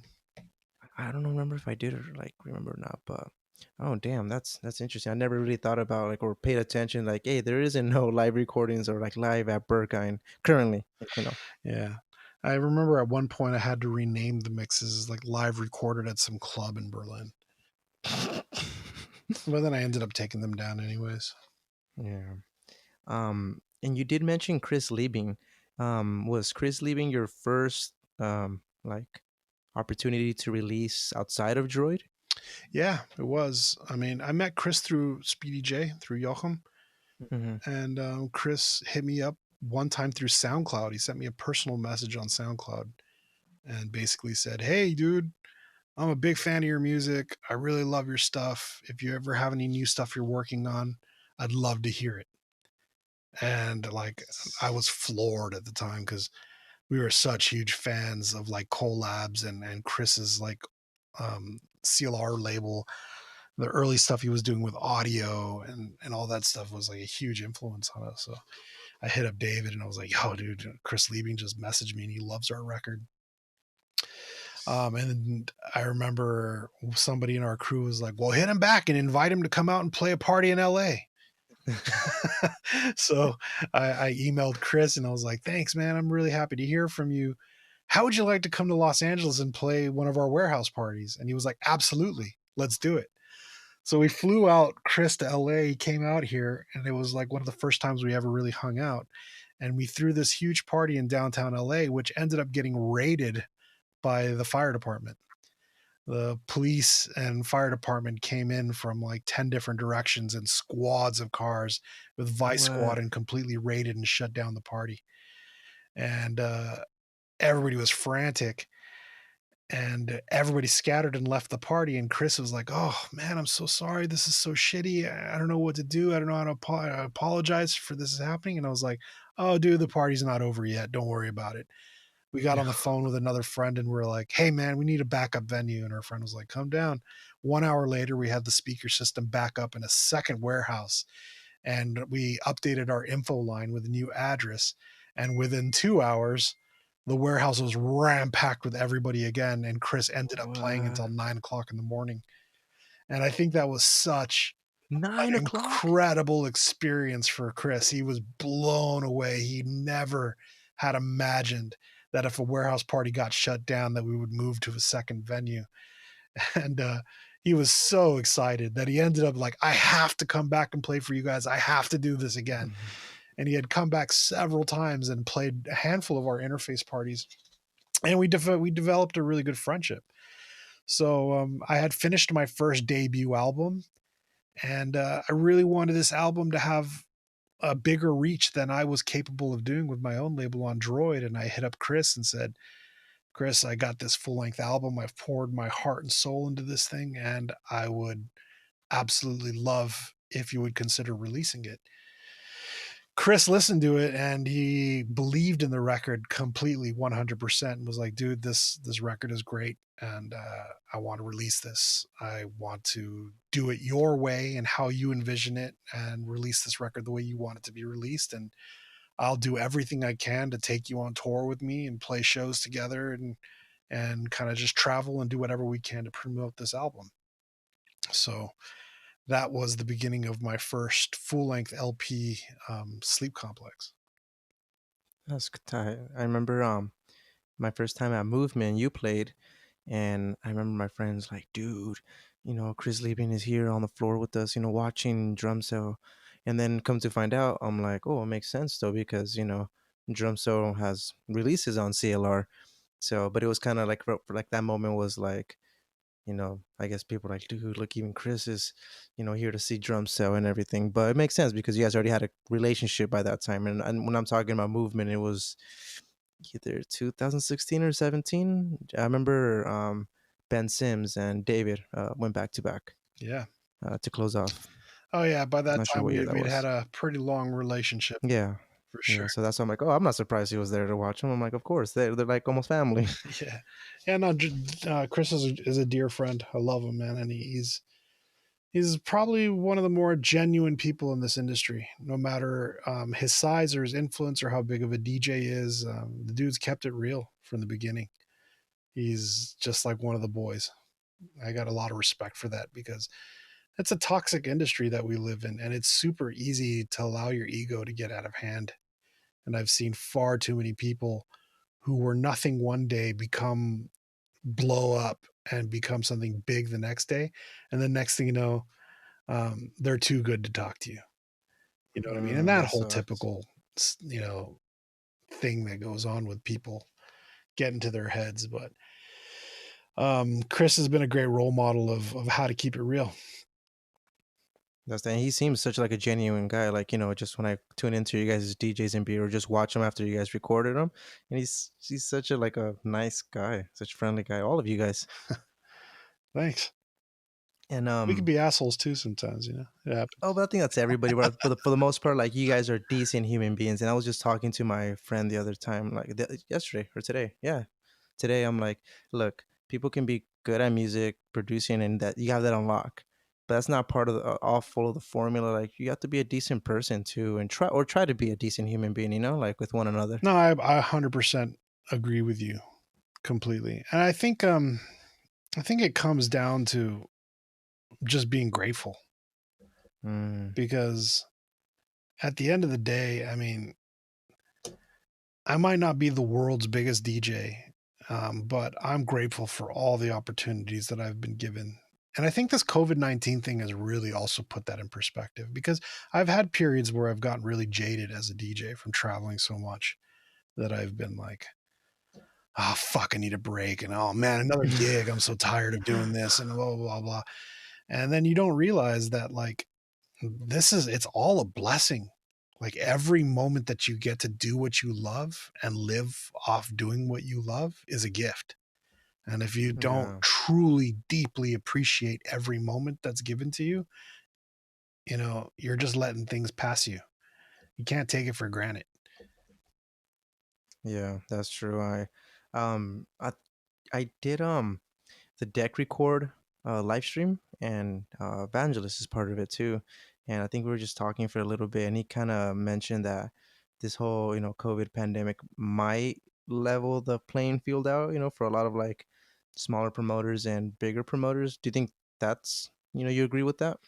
I would agree with that at the beginning of this pandemic, when it started. That was my hope, at least. My hope was that this would be an opportunity to reboot, to restart, to let new talent and fresh talent who's coming up shine, and give equal opportunity to people who deserve it, that have got talent. And a part of me still is hoping and dreaming that is going to happen, but we've all seen how rapid capitalism seems to trump even our wildest dreams and hope. And I don't know, man. I've already seen, as cities begin to slowly open up, I've seen like old patterns starting to develop, and it's starting to worry me. Like, Oh man, nothing's changing. Like it's all just going to go back to normal. But then that could just be my pessimistic side. So I will say I don't really know where things are going, and I just hope for the best. I just know that this genre of music of techno that we're doing isn't necessarily underground that we like to all claim it is. It is certainly Mm, definitely one of the more popular versions or subgenres of dance music available these days. And industry has creeped in and capitalism has creeped in, and it's become a market. It's become a product. It's another thing on a shelf that people sell. And there are more yeah. underground sections of it than others, but at the end of the day, even the most underground versions of it tend to follow the same business and marketing behavior as the most mainstream portion of it. And anyone Right. who doesn't agree with that is buying into a huge facade. That's true. That's true. That's it's. I get that's exactly why I kind of like try to stay away from the word underground. I'm like, you can just be like, I guess it's just part of the electronic music scene in general, and you can just kind of say techno and don't have to say specifically underground because it's not underground, and if it is, it's mainstream underground. Not sure if that's even a proper Well, way I to think we're describe starting it, to but realize that even underground these days, there's so many shades to it. It's not just black and yes, white. yes. There's so many different levels to what's truly Oh, about the art and the music and what's a business. I mean, I see it all day, man. I go through Twitter and I see like popular techno DJs who like to shame other bigger popular DJs for being too business techno or too mainstream. But you know how things are behind the scene being in this industry like I am. And you know damn well that their agents are arguing with promoters for large fees the exact same way all those other mainstream DJs they're talking shit about are doing. oh shit, So you're it's like you're right. sitting here and thinking like, what a bunch of hypocrites. It's really everybody is really just doing the same thing, but optics plays such an important role in techno these days. So how what you perceive to be or what you can project is sometimes more important than what you really are. So that even comes with, I can go down a whole entire rant about this stuff, but you got so many DJs who are out there who try to play this like secretive, elusive, DJs who are hard to reach that you can't touch and they don't reply to anyone's emails and they're super cool and they never show their face on pictures and that whole kind of marketing technique. And it is just a marketing technique. It's a ploy at the end of the day. And basically, all they're trying to do is play into their own optics and their own way of having the public perceive them as a specific thing to build their profiles. So Yeah. I don't know. And I think that's why I kind of decided to open up more and just like if people ask me to do interviews and talk about things, like I'm open to talk about it because I just make music because I love it, not necessarily because I have some sort of agenda behind it. Yeah, and then from because the couple, he said all the interviews and everything, you know, we get to learn that you've been, real since day one, and all this has been, because of the music, and the community you built, and then more than anything, yeah, this still a community that you have like, flourished or helped create, and again with all the new generation people, because I've had multiple conversations with people, even I think at the was it this year, the Black Noise, yeah, this Mhm. this year, I was talking to somebody. I'm like, dude, like these guys, because of them, LA was put on, or LA techno got put on the map, and they're like, of course, that's a reality for sure.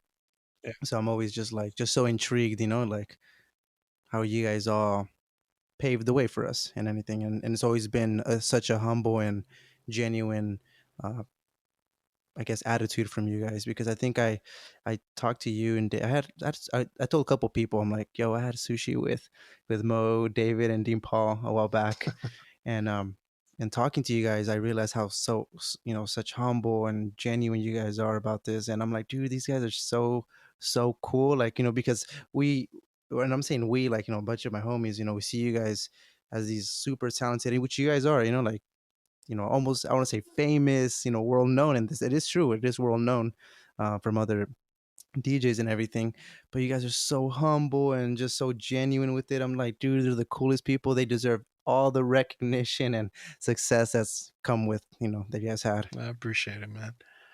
So, Yeah, I mean, we're just at the end of the day just trying to do our thing and try to stay happy.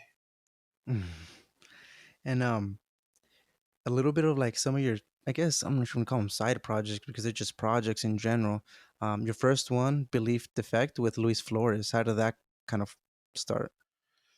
Well, shortly before I became a father, I made a conscious effort to kind of hit the road hard, and we were touring pretty heavily. And we Luis has a flat in Berlin, an apartment that Oh yeah, yeah. me and David ended up just practically living there while we're on tour. And it resulted in being in incredibly close quarters with Luis, constantly in the same room and spending day in day out in the studio. And we just decided that we wanted to collaborate and write some music. I mean, Luis and I have collaborated on techno before in the past, but um, I think at that particular point we were kind of maybe just a little bit tired of techno, or just we wanted to do something different. And we had a lot of deep discussions and conversations about our roots of music and records that had influenced us, and desire to put out a record that wasn't a conventional dance music record or techno record, but to actually just write an album that was just music, just electronic music. And me and Luis tend to have a lot of very, very similar backgrounds in music and music history. And we started to share a lot of new records that were inspiring us. He was sharing records with me that he was finding, and I was sharing records with him that I was finding. And it had been a long time since we both were like wholeheartedly excited and completely psyched about doing an album together, or to write new music.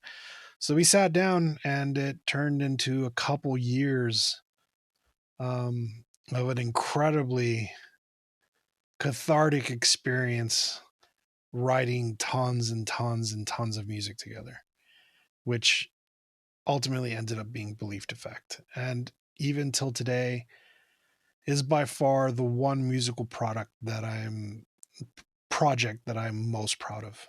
That's the one thing that I feel like I've finally got to accomplish some sort of childhood goal that I've been trying to do forever.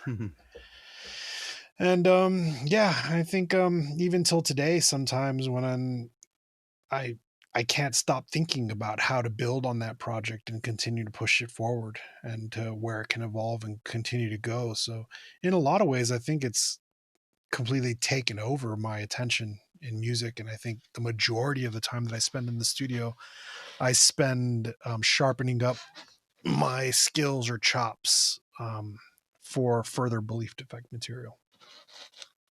And I know I saw you guys is it Berlin Otano or Otono? Yeah, a tonal festival. Yeah. Yeah, that's it can but that's like well, I'm guessing you can stand up, but I think majority of people are sitting down and Well, watching it, or Atonal is not necessarily like a dance music festival. It's kind of an experimental and art festival. yeah, there we The go. Yeah. venue takes place at the Kraftwerk, which is the second or third floor of Tresor in Berlin. And it's a Oh, huge, huge electrical factory power plant kind of thing. And it's got this really oh kind of damn. dark industrial vibe to it. And the festival hosts kind of a lot of really left field electronic music, everywhere from just straight up noise to drone and ambient music. And they have a lot of kind of light installations and art exhibits and educational programs. So it's definitely more of kind of like an art type environment. So I think that Yeah. naturally tends to kind of promote not necessarily standing up and dancing and partying like you would at a traditional festival, but sometimes just sitting down and appreciating the music. A little bit like Black Noise, the showcase. Yeah, a lot like that as well. Yeah.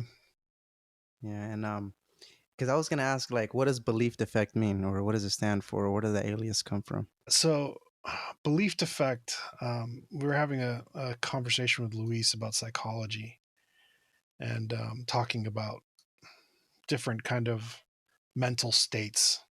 And one of them was a belief defect, which is a monothematic delusion.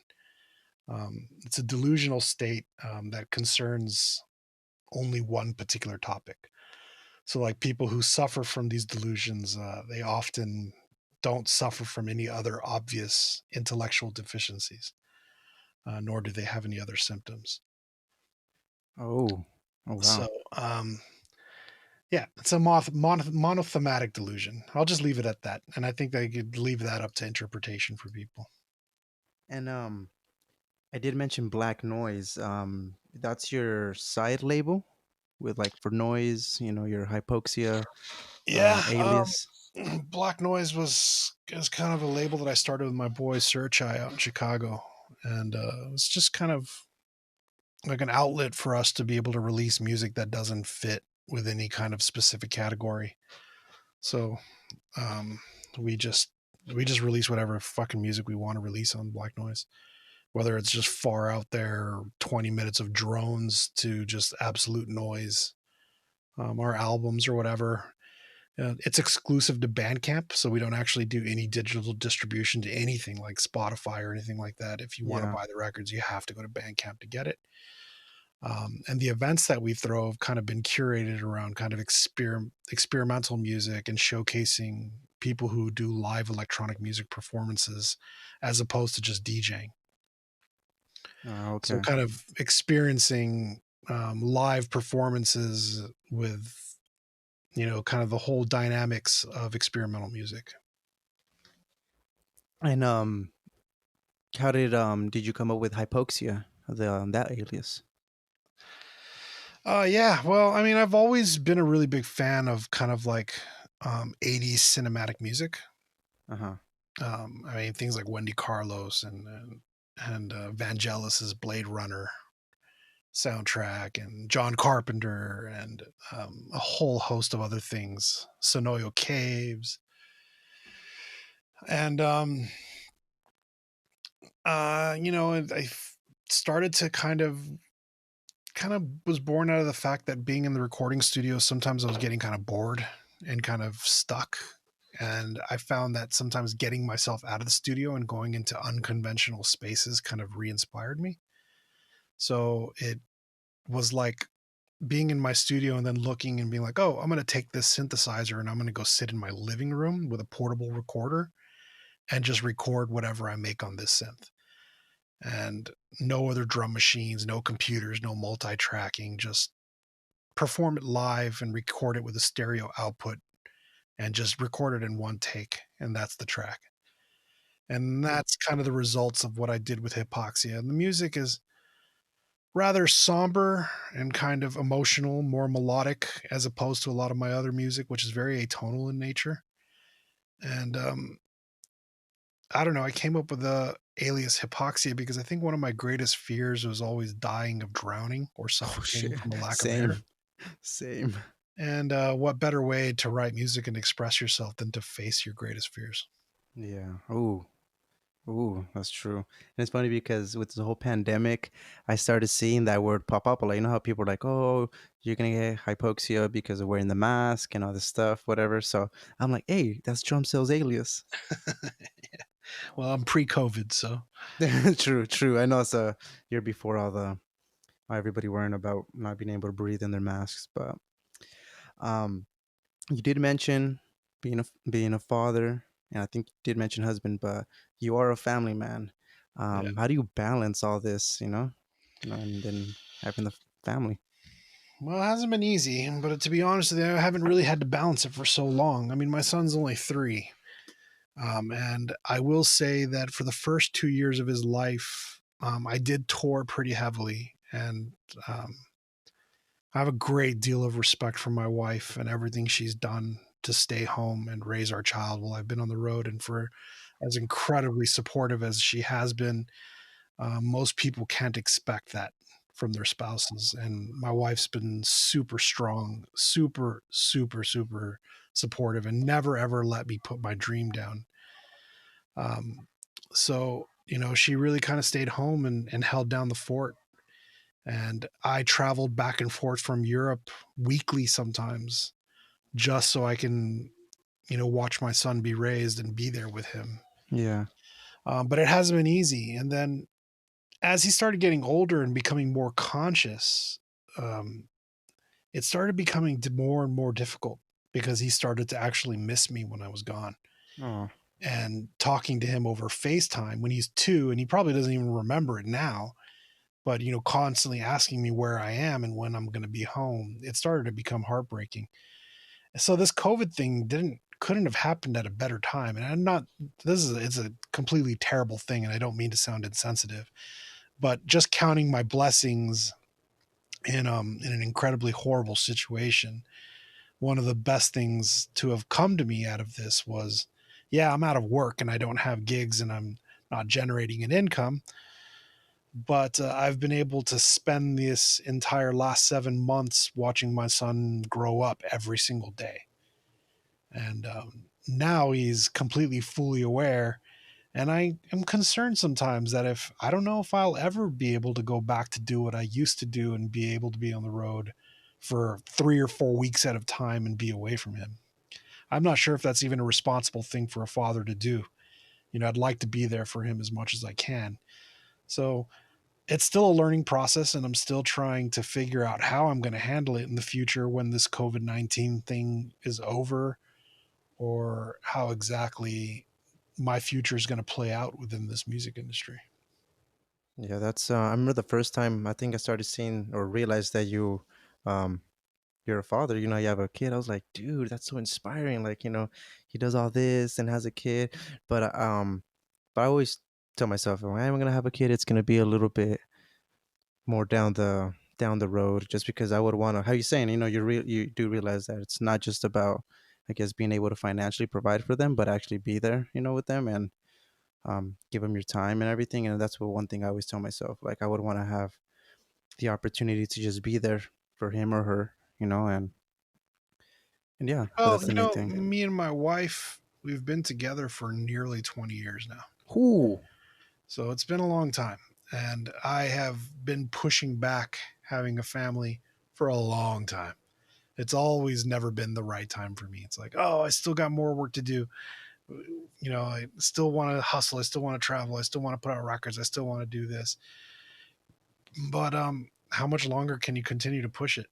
You know what I mean? Until Yeah, you're in your yeah, 50s. yeah. At some point, you got to realize that if you have children too late, I mean, not you don't have to have children. Not everybody want to have kids, but I did. And if you have children too late, then you're going to be too old to raise them. And even till today, man, my kid tires the shit out of me. I hardly can keep up with him. The amount of an energy that a 3-year-old has is unbelievable.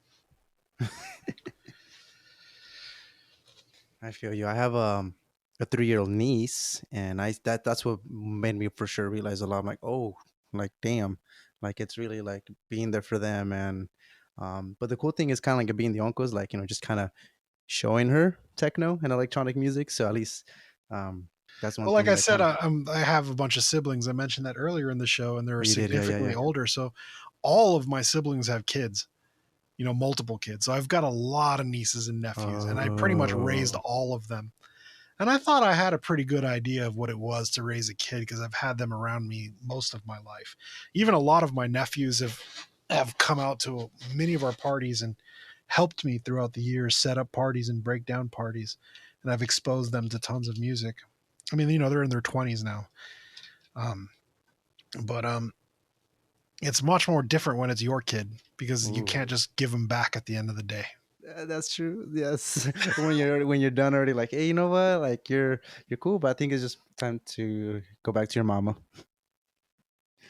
I feel you. I feel you. But for sure, you're inspiring, man. Like, I don't know, out of that, every time I see you, or when I think I seen the video of I think your wife had your son, and you guys were playing at Dr. Free Clouds, and he was watching you DJ. I was like, dude, that's so cool. Like, that's tight. Yeah, good times. And just a little bit of, we didn't talk about Observe, but that's the venture between you, Octaform, and other friends, right? Primarily me, Octaform. Truncate, David. Dean's part of our crew.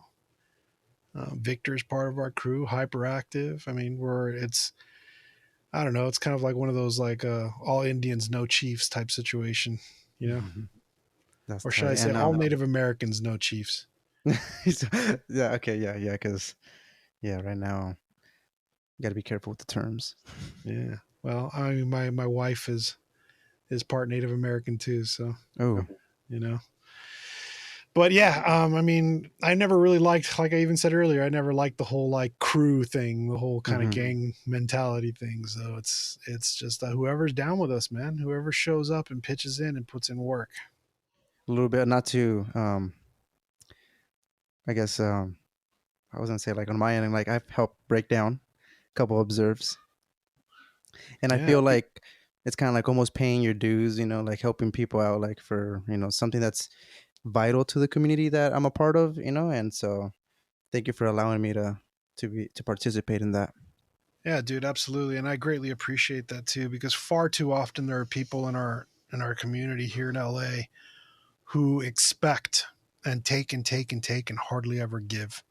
You know, those are the same people who call you every weekend and ask you for guest list. They're Mm, the same people who demand that you book them, or if you don't book them, then you're not supporting them. But they've never been there to show up to help you put something together, or help you break down or tear down, or mm-hmm. actually show dedication to be involved in what you're doing. So I've always had a great deal of respect for people who's down to put in the work because I was one of those people. If I wanted to be a part of something and I really wanted to help out, I was the first to be like, "Hey, I really like what you guys are doing. I want to be involved in any way. Sure, I'll sweep up trash to do it. Let's do it." Yeah, even with that, like I'm telling you, like it's a. I always tell people, I'm like, everybody's there to party for sure. Everybody's gonna be like right in line to go party, but the main thing is like, nah, just stay at the end. I know you're tired, but let's help clean up. Just bring take if it's just like I would remember my homie and I stayed and we took down the lights, the cables and everything. And there's like gratification feeling of just going home. Like, dude, that was dopest party. And then I remember driving back home and like, oh, my hands are all black and from dust and everything. But it just felt cool to just I'm like, dude, that was so cool. Like just to it just felt good Yeah, I just to mean, be a lot of part of people don't something. realize that about like what we do, even like internationally. Like people hear that we throw parties back in LA and that we throw warehouse parties, and they think like we're just like other DJs where we have a bunch of people who work for us who like set things up and we just show up and play and then go home. But Oh like nah. when we're home, that's not the case, dude. We're like cutting the lock on the warehouse and dragging in speakers and building up LED walls and duct taping windows and you know bringing in the bar and putting in the effort. And that's all of us, no Yeah. matter how many cities Mm-hmm. and no matter how many places we've traveled around the world and played shows. When we're home and we're doing things, you know, we're knee deep in it. Yeah, I got to see that firsthand. I think with the first observe, because even the first observe, I wasn't planning to break down, but I think just there talking to somebody, I was like, "Hey, I'm down to break down if I'm allowed to." And he's like, "No, yeah, we could." So, and that was the main thing. I remember I saw you guys, Dean, David, everybody, just Greg as well too. Well, because he has the LED lights and everything, but just literally everybody hands in, like to pick up the party, and it was a successful party, and just to more than anything like so that's what I got to see. I'm like, dude, this is so inspiring because it's literally hands on, from the people DJing and putting the party. Like it's not just you know how you said, you have a or you guys books or pay somebody to do all the cleanup. Like no, it's everybody. It's a true community experience. Yeah, I wouldn't have it any other way, man. And I really appreciate you taking part in and helping us out because we can't do it alone. We're certainly getting older and it's getting harder and harder and harder to do it. I'm not 23 anymore.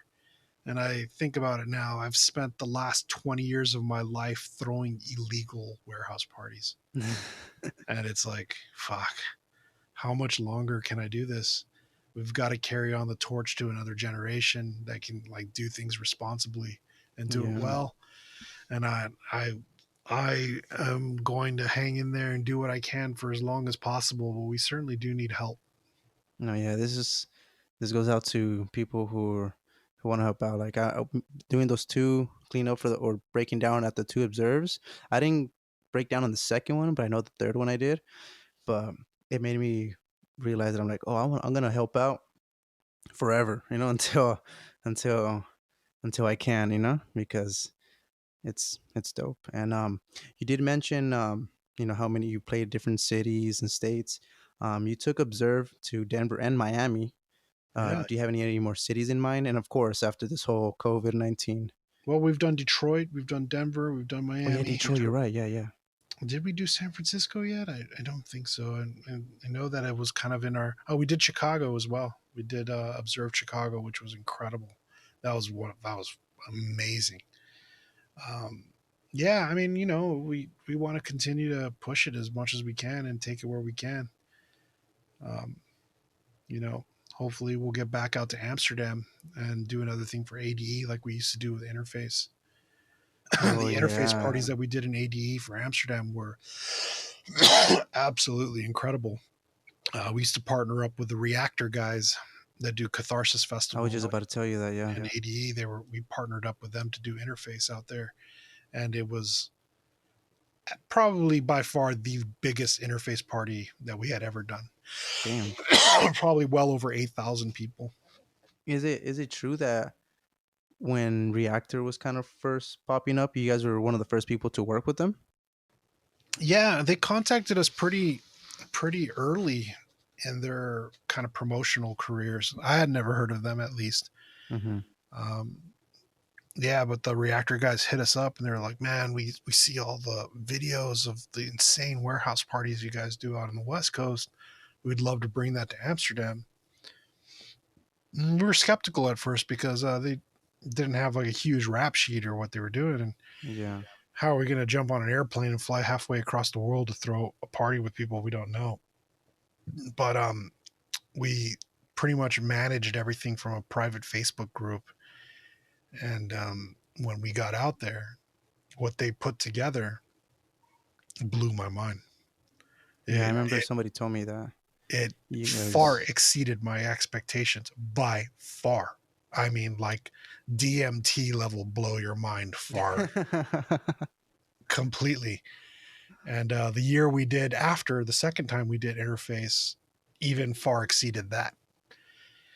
And at some point, they had gotten so popular in Amsterdam doing the Reactor events that they kind of carried the torch and moved on. Yeah, I And got to. they're incredibly successful, continuing to do their small party. Well, not small, but the parties that they do till today. And Yeah. they're really on top of their game. I went to Amsterdam 2018 and got to experience 80, and I think that's when I was in line for a Reactor party, and one of the homies that was there as well too, he said he's like, Mo and all them like collabed with one of the first parties, and I think they even mentioned that because it was because of you guys they have their success. And I was like, oh shit, what the fuck? So that's when I, like as time goes by, I'm just like, dude, like, Mo and everybody else, like every time we see them, we gotta tell them thank you, because for reals, Yeah, for sure, man. Yeah. I appreciate it. No, no, no. I appreciate you, man. And I was gonna say, is there any projects or anything that you can hint out? I know you recently, because I purchased the Hypoxia cassette. Do you have any Drumcell releases coming up or any more Belief Defect I that you have a can hint? handful of Drumcell remixes that are coming out pretty soon. Um, I just did a remix for Thomas Hoffnecht in Germany that's coming out on vinyl on a 12-inch that I'm really happy with. That should be out pretty soon. And me and Luis are in the process of chipping away at another Belief Defect album, but kind of difficult to do so with the distance in between us through this pandemic. Because he still lives in Berlin, right? Yeah, he's still in Berlin. So we're working on music daily, and I just finished building out a new studio here at home, and I'm kind of meddling and working on a lot of new music and kind of just finding my footing and my ground and what I'm doing and trying to find inspiration and where I'm at right now through this whole thing.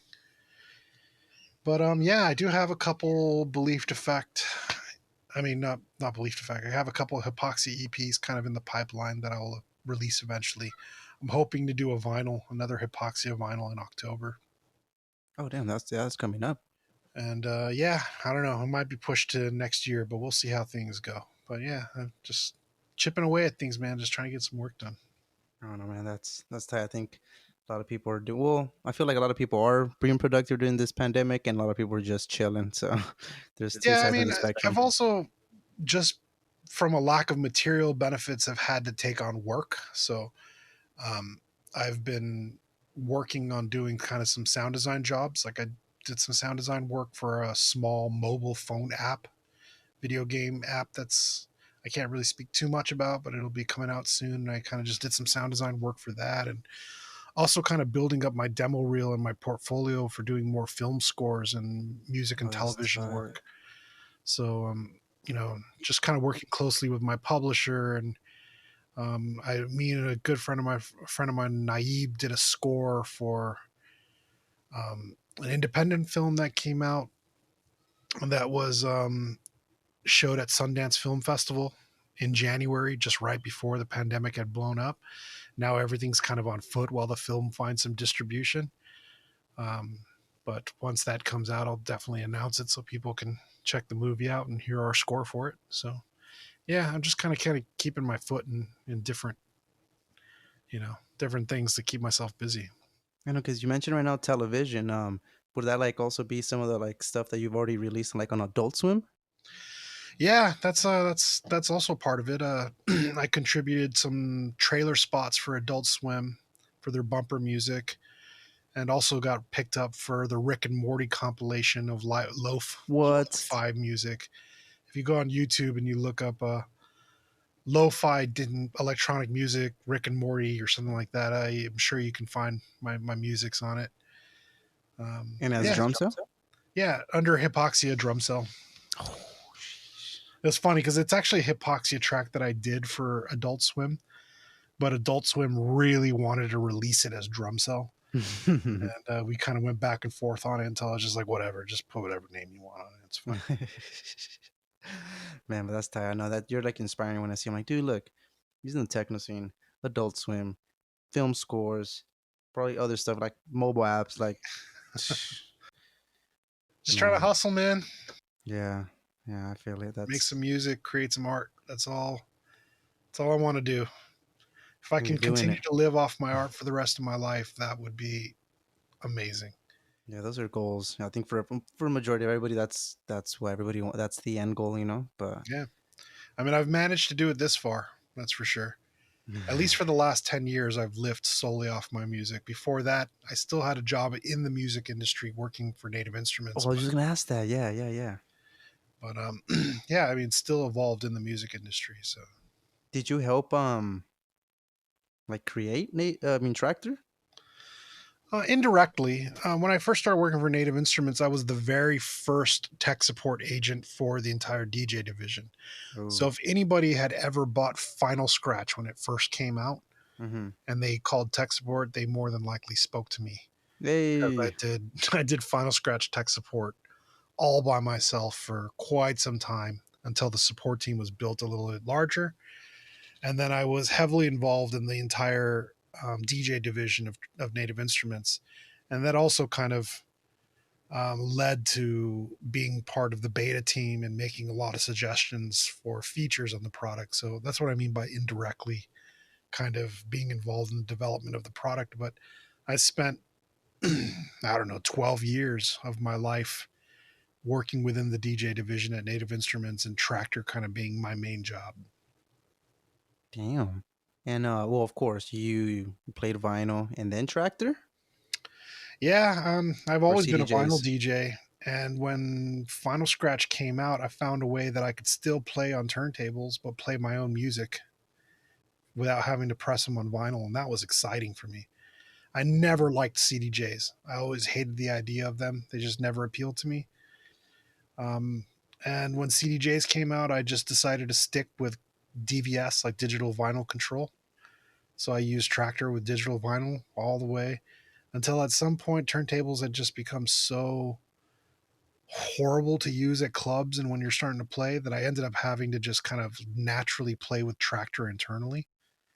So I never adopted CDJs, and I just further pushed my innovation and advancement in DJing digitally with Tractor by also incorporating drum machines and synthesizers and external effects processors, using multiple loops and all that stuff to kind of create more of a hybrid live performance DJ kind of thing. Well, yeah, because I think I did read an interview that you usually bring like a drum machine when you're playing or you're DJing.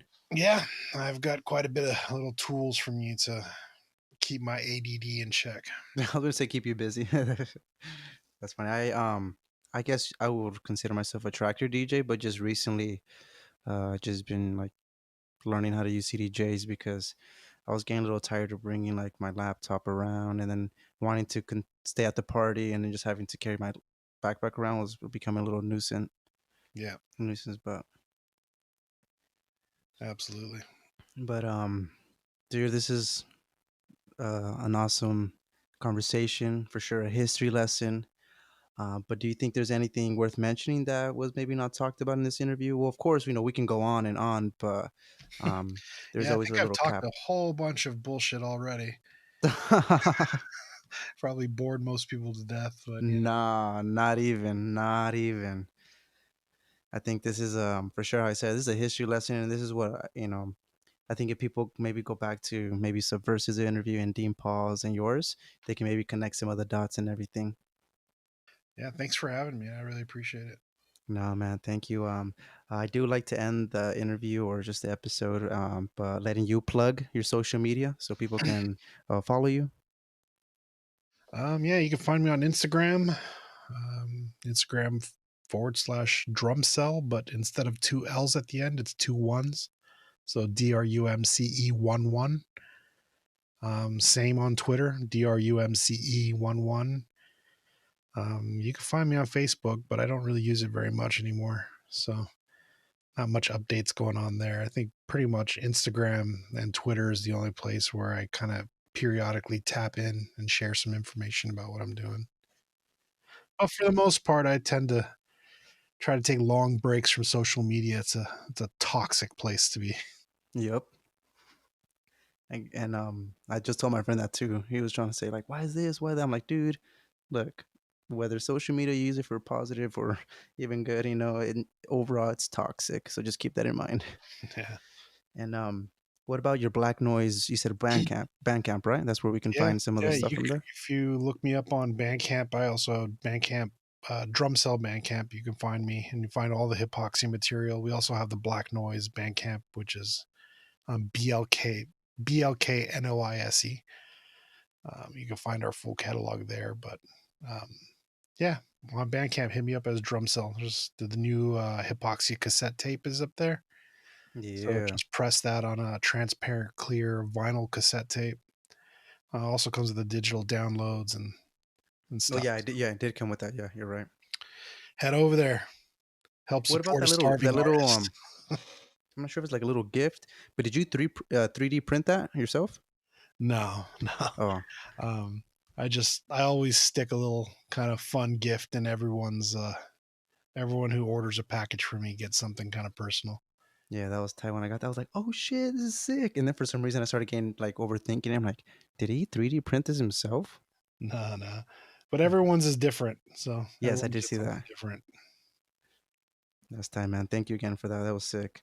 But more than anything, thank you again for remotely sitting down with me and letting me ask you some questions, dig your brain a little bit. But of course, these interviews can go longer than what they are. But just to kind of give a little people a taste of what has happened in your life. Thank you, man. No, thank you, man. So everybody, this is the Beyond Normal Days Drumcell interview. Thank you. Thank Bye-bye you. now. Bye-bye.